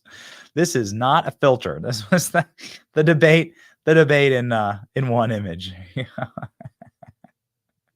It's pretty much. Who will win the debate? Dun, dun, dun, oh. Ooh, man. Tough night. Really, really tough night. I'm not sure if Danny D'Urbino wants to hop on as a producer of the program. I know that we have, we just pop our panel on, just see what everybody else thought. And then also, ladies and gentlemen, we are very, very thankful for your super chats. We're really thankful to the new members. There was a lot going on screens. We didn't put up chats the same way that we normally do. But we're gonna do some super chats. We're gonna do some super chats here with our crew. Danny, what's up, man? What's going on? Hey, dude. Quite a debate we just had there. My goodness. That was rough. That was rough, homie. Yeah, that was That's amazing. I think we all just watched Tim Walz' funeral tonight. I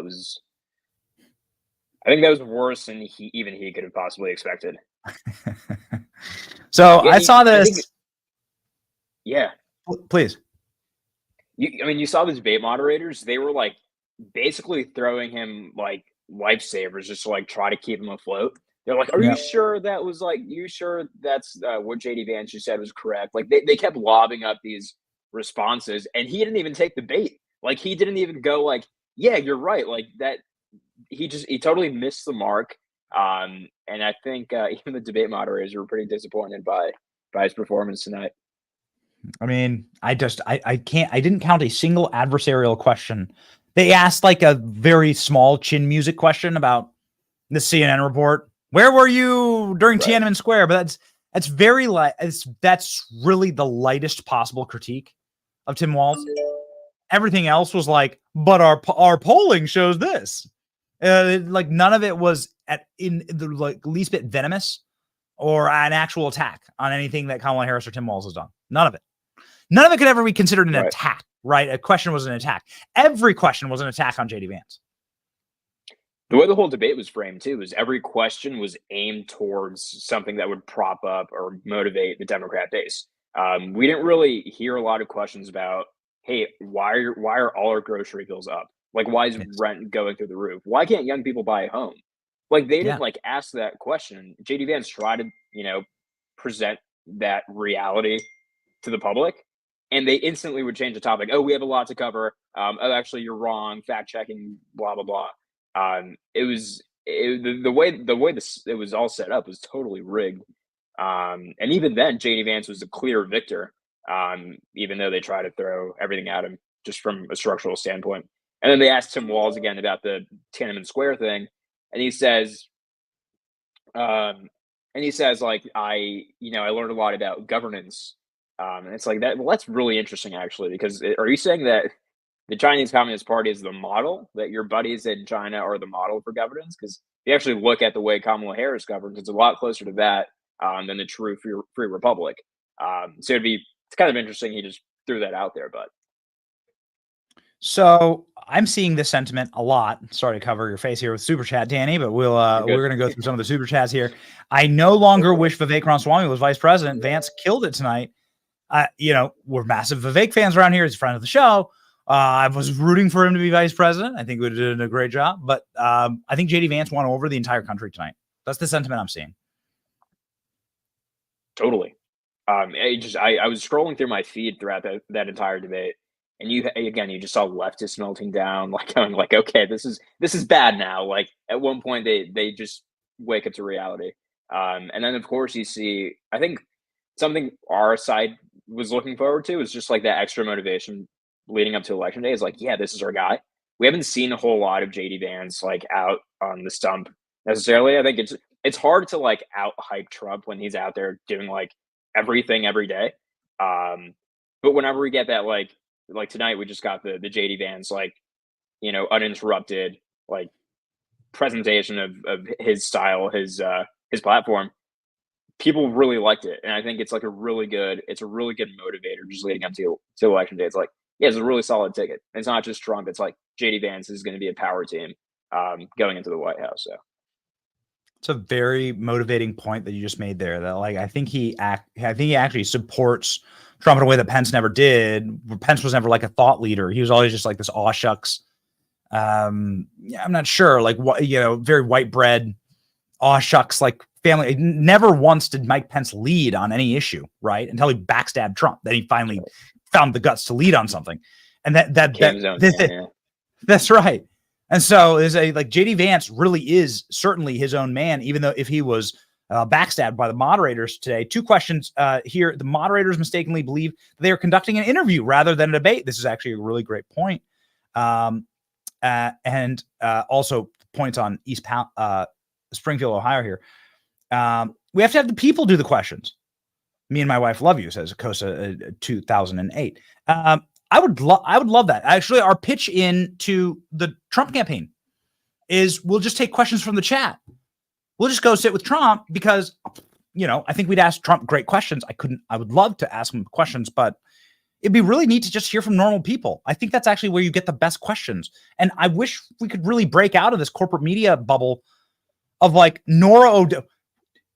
Who do you think is more in line with like what Americans' concerns are? Like your PTA mom living in Asheville, North Carolina right now, or Nora O'Donnell, who hasn't driven herself in 20 years? That's right. And they like, we did they did this during the debate against Trump and Kamala, and then they did it again today, where they dedicated an entire section of the debate to talk about the threat to democracy. And it's just so rigged because, I mean, JD Vance finally like flipped the script on them, and I think they weren't expecting it. But he flipped the script on it and went like, no, actually, Democrats are the threat to democracy. We know this. But they like the way the question's framed is to make it look like, oh, Republicans, hate this and hate that. But I think, I think JD Vance just crushed it today. It was a really solid performance. So Donald Trump did say Tampon Tim. So I guess that nickname is gonna stick. I'm maybe I had an instant my instant reaction to that was I wasn't sure that was going to be a nickname that sticks, but I think it does stick, even though they didn't bring it up during the debate. They did bring up going on Tim Walz's gravestone after tonight. Tim Walz like straight up lied, man. Bro, he lied about his abortion law. He lied about China in the debate. Like, this was the lightest possible touch that he could have gotten. They didn't even get to him lying about his rank in the military 400 times, about his service. They didn't get to any of the hard stuff, right? Like the fact, like, what an obvious line of questioning. Why wouldn't they ask that? Like all these guys that served with him have come out and gone public. Like, they've all gone public. Yeah, I would go a step further and say it's not that they didn't get to it. They went overtime. They had like more time than they actually expected. And they purposely avoided any topic that sort of broached that area. They just totally wanted to cover their guy, their campaign, because we know the fix is in with the media. That's the thing. It's like we keep going back to these same debate formats, and we know what we're walking into, and it's like a total trap.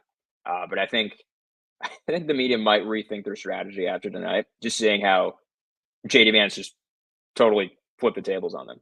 They weren't expecting it. JD Vance, you are straight fire. JD Vance, NBC is arguably worse than ABC for its bias. Walz looked like a lying clown. Vance has been great, clear, concise, common sense, and accurate. Is like really interesting, Danny. The fact that they were so harsh on JD Vance and he was able to ring a bell so clearly on these topics, like it makes that even better for him. Like, it wouldn't have been the same if it was Sean Hannity asking JD Vance lob up balls. It's almost like, you can only hit a home run because the ball is moving so fast toward you that you are able to like strike it with the inertia and like take that energy and launch it out beyond the stadium. And that's what JD Vance was tonight. He was like grabbing the kinetic energy and like using it, all the negative energy, he was using it and making it much more dynamic, I think, than many debates that we've seen in recent memory.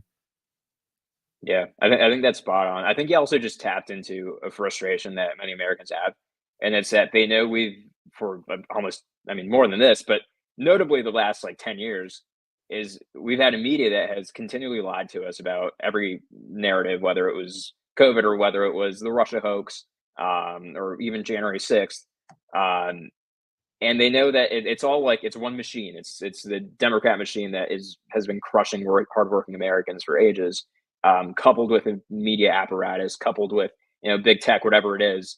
But tonight we saw JD Vance, like, he knew he wasn't just going up against Tim Walz, because we knew that was, it wasn't, Tim Walz is not a bright guy. It wasn't going to go very far. He knew he had to be prepared to go against the machine, against the media machine, against the Democrat, apparatus. And I think he crushed it. I think that's what made it really notable, is everyone was going like every viral clip I saw tonight was him fact checking the fact checkers, fact checking the machine. And I think that's why he had such like viral energy tonight, is because he just brought it. So they had a QR code to fact check live during these debates. It's really grotesque. Do you believe that Republicans should just say no to this model of debate? Not saying no to debates. I mean, I think that that's wrong, right? They did that with Kerry Lake in Arizona, and that this is how they were able to really meddle in the election there. Not saying no to debates, saying no to this model of debate, where it's obviously obviously rigged against one side, as these debates have been for my entire life and your entire life. Right. Yeah, I think it's just going to take a muscular Republican response. We saw Kamala totally bow out of the Fox News debate. We saw Joe Biden just bow out of the foreign affairs debate last go, and look at how the world is turning out now. He just conveniently did not show up to that debate. And we just didn't hear what his policy positions were going to be, and we found out now. So Democrats just continually, repeatedly say, "Hey, I'm just not going to go to the debate," and it's not a problem because again, the media is going to tread their water. But I think Republicans should just go, "Yeah, we're not going to do it," and I think that will elicit like a reciprocal response where, Democrats are going to go like, okay, well, if we want to debate at all, then maybe we have to succumb to at least one right-leaning or just neutral friendly debate. Right. So. I think the propaganda only goes so far. And what they do is they take these opportunities where millions and hundreds of millions of people are watching, arguably. And I mean, it's definitely hundreds of millions when you add up all the views. They take these opportunities to try and counteract everything that happens on X, everything that happens on Facebook, everything that happens on Instagram, because we're just better at social media than them. And this is the last thing they have left. It's the last vestige they have left. And Republicans walk in there like sheep and allow moderators like Kristen Welker, Russia gators, collusion hoaxers, these people who endorse Kamala Harris, we let them have access to our candidate. We should say no. We should say no on its face from now on. And I truly believe that the moderation lie, that this independent lie of the press needs to die. And this election, I've never seen anything as egregious as the ABC debate. I think that was worse than this debate. But this debate was really, really bad as well. They lied. CBS News put out a press release that they wouldn't and they fact checked 3 times, Danny. That's right. And they were all clearly, biased towards one side. I think the whole thing is if we understand that the media or this, media Democrat apparatus is pitted against us, then why do we keep feeding the machine? I was tracking all the streams tonight, and all the top streams were corporate networks. We're just feeding their audiences. I will say we did beat NBC tonight, so we'll take that. NBC News got crushed by our stream tonight. So thanks for tuning in, guys. But at the end of the day, we had CBS with hundreds of thousands of live concurrent viewers, because we were just feeding their broken, rotten machine. And so if we want to starve them of that attention, we should just not give them the fire, not go on their programs. Counter program with real journalists. And I think that's how we defeat them. So we have some responses here from President Trump. Let's hop on over. JD crushed it. Walz is a low IQ disaster, very much like Kamala. Our country would never be able to recover from an administration of these two. Can you imagine them representing sharp, fierce foreign leaders? I can't. Our dear friend Julie Kelly saying that Vance took it easy on Walz a couple of times. I would have liked to seen JD Vance go for the jugular on some occasions. That said, low-key, diplomatic, serious, even kindly performance was brilliant. He introduced himself to millions of Americans who have been told by the media that he's an evil, woman-hating ogre, successfully debunks the media's grotesque and misleading portrayal of J.D. Vance. I totally agree with that. Here's another super chat here. Thank you, Big Daddy B. Vance is spitting fire, very smart dude. I think that's the major takeaway here, Danny, is that this was like J.D. Vance's, not the RNC. I think the RNC was muted, and the RNC was all going to be about Donald Trump and the assassination attempt, and rightfully so. I think this was actually J.D. Vance's time to shine. Even if isn't it amazing? The moderators don't even say sorry that the guy you're running with got shot, and has had multiple assassination attempts on his life. I find it remarkable that we have the incapacity to actually bring those things up at this debate. They don't even apologize and say sorry that happened to you. They act like it did. They disappear it really is sick, sick industry. But I think that this is the major breakout point for JD. This is the breakout point for JD Vance. Yeah, it's my entire timeline. Everything on my feed is about JD Vance right now, which I mean I hadn't really seen in weeks past. Hey, I was promised memes. We got some meme, and we got some meme makers in the crew. So I was told there would be memes here. Oh, here we go. Okay, there we go. We got that's a few, just a few. All right, let's go.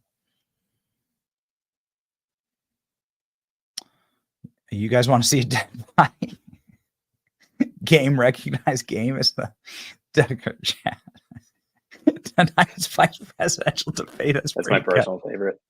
Okay, dude. You know when the memers are in, that you are that you're winning. Here we go. So here's some polling.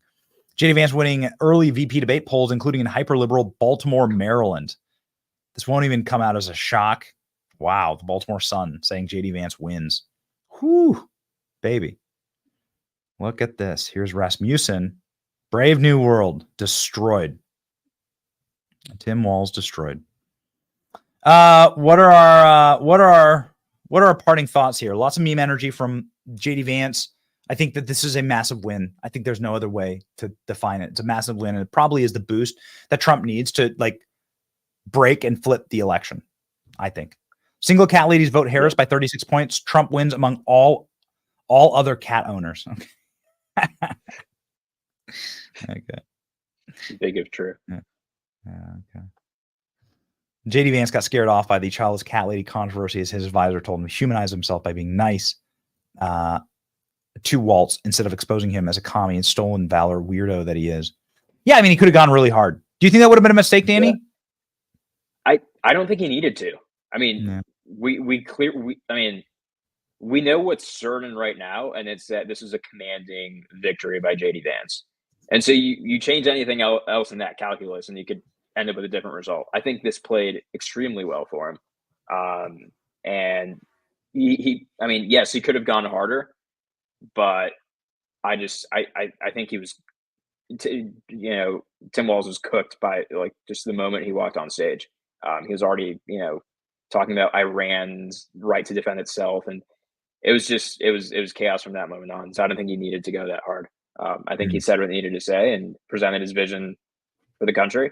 Presented the other side as China simping maniacs and warmongers, and I think that's all he needed to do. Danny, I want to advise you on something, and I know you're a little bit younger than me, but I wish to give you some life advice from an older man who's seen a lot. Don't make friends with school shooters. Okay, just want to give you the pass on that. We do our wisdom. best. Just that pass on that wisdom. Don't believe Tampon Tim. Don't make friends with school shooters, please. Okay, that's all I ask. Silence Tampon Tim. The hillbilly is speaking. I'll live. Okay, I'll live with that for the last meme. All right. What do we got? Why don't we watch Tucker's reaction? Why don't we watch Tucker's reaction to this and Maddow's meltdown? Since Rachel Maddow is somehow morphing into Tucker Carlson. They used to work together. The reason we have a Rachel Maddow ask is Tucker Carlson hired her. I don't know if you are aware of that story. Way back when he was at NBC, Tucker Carlson worked at NBC. Here we go. Here's Tucker's snap reaction. Self-control is what struck me most. He's very smart. He's a friend of mine. I know he's very smart, legitimately high IQ character. But he kept his emotions in check in a way that I could never do. He had these shrieking liberal narcissists as the moderators, and he had this sort of sad, but also very creepy guy he was debating, and he never one time seemed annoyed. Not one time. No. Hey, there you go. I mean, it's true. I think that really translates. I think I do agree with this, Danny. Vibes do translate on these kind of things.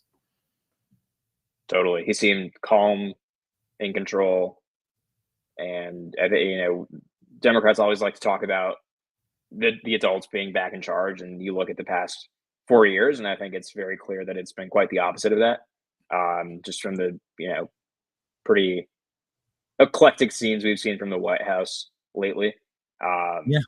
So I think this is totally like a very the vibe is in control, and sharp, which is the leadership I think Americans are looking for right now. These cutaways to Tim Walz were super weird, man. He was like, he doesn't have a good profile look on him. He looking and it was always going out of frame, right? He was always like wobbling out of frame. My entire X feed was saying that he looked like the sardine, the anchovies from SpongeBob, and I got to say it was pretty spot on. Just like the open mouth, like gaping. Pretty accurate. He did. He went to the Biden debate school. Okay, let's go to Rachel Maddow's reaction. Big picture takeaway from this is that one of these candidates is much slicker than the other, is a much more practiced kind of professional debate style speaker, and the other candidate won. There was one bad moment for Tim Walz in this debate where he got mixed up and embarrassed in answering a question about exactly what month he had been in China in relation to the Tiananmen Square protest. But then on guns, on January 6th, on Obamacare, on the economy, on blaming everything on the border, back again on healthcare, on abortion, on every issue on substance, J.D. Vance was very polished and very slick, and Tim Walz beat him on all the substantive points. At least that was my take on it. Is she conducting an orchestra with like what are these hand gestures? I don't know, man.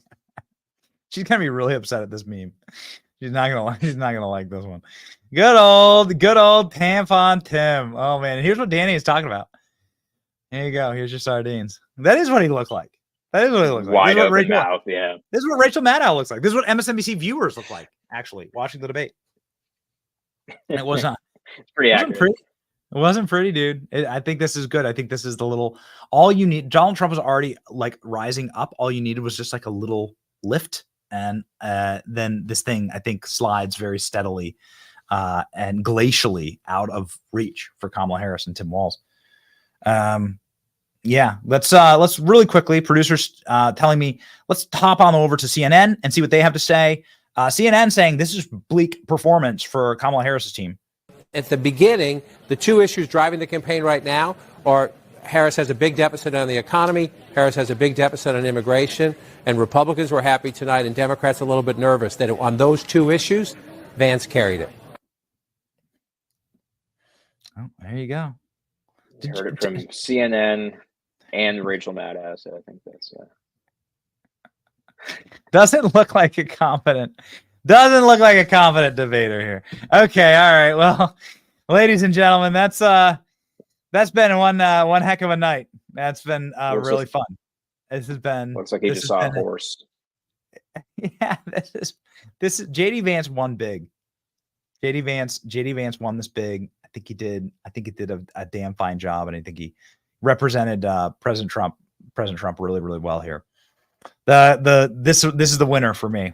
This is a winner for me. I'm not like a massive Office fan, but I've seen the episode, and this is a pretty funny moment. This is it. Tim Walz could have times too. Yeah, when JD Vance broke the fourth wall, and he would like just look directly at the camera. So he kept pulling a Jim Halpert there. Yes, that's right. JD Vance could be president. This is what we want in a VP. Man, some people are saying it. Vance crushed it. Let's go, MAGA. My cat is happy. All right, so there we go. Cats for JD Vance. Oh, man, he won over the cats. That's one heck of a performance. Ladies and gentlemen, we want to say thank you for tuning in tonight. We had record viewership, and we just love being able to deliver in these historic moments for you, bring you honesty, and hopefully a laugh and a chuckle, do what the corporate media should be doing, which is to shut up and allow the candidates to speak. That's what you'll get on this program. You'll also get a lot of truth, a lot of memes, and a lot of insightful commentary by people who are wise beyond their years, like the great Danny Dierbina. Danny, hold on. Let's go ahead and make sure that everyone sees it here. Let's go ahead and make sure everyone sees your account. Please send me Danny's account. Sorry, my window just glitched. Danny, everyone go follow Danny. Danny, any parting words to the beautiful audience?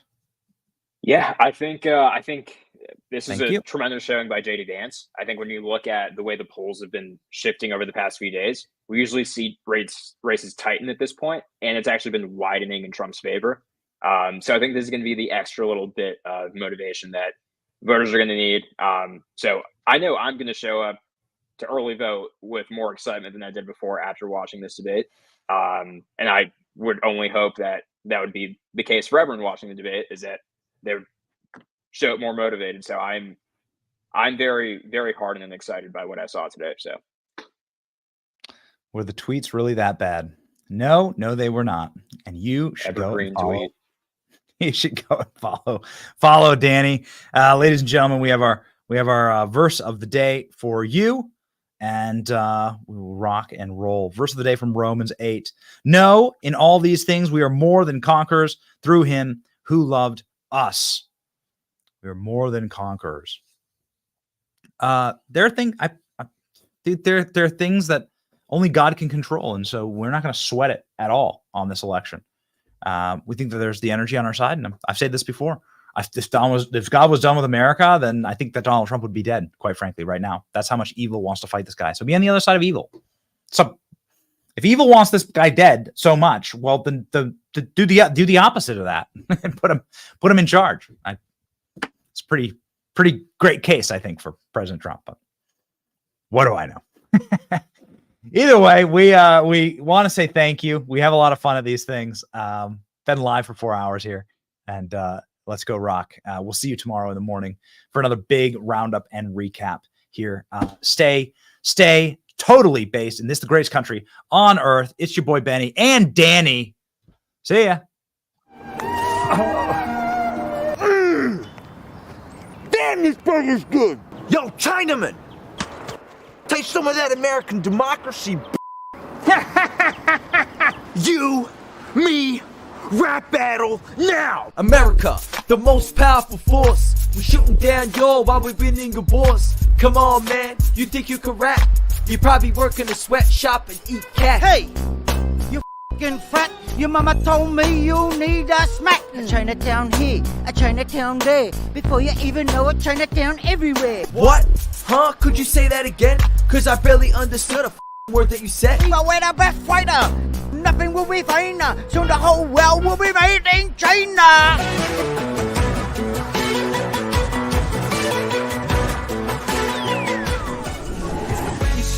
Where the truth gon' be, faith and freedom on your TV screen. Stand up strong, battle through the night. The Benny Show's here, bringing liberty to light. From the speeches to debates, Benny sharp like a blade, cutting through the lies, watch the truth cascade. With the warrior's heart, this man never fades.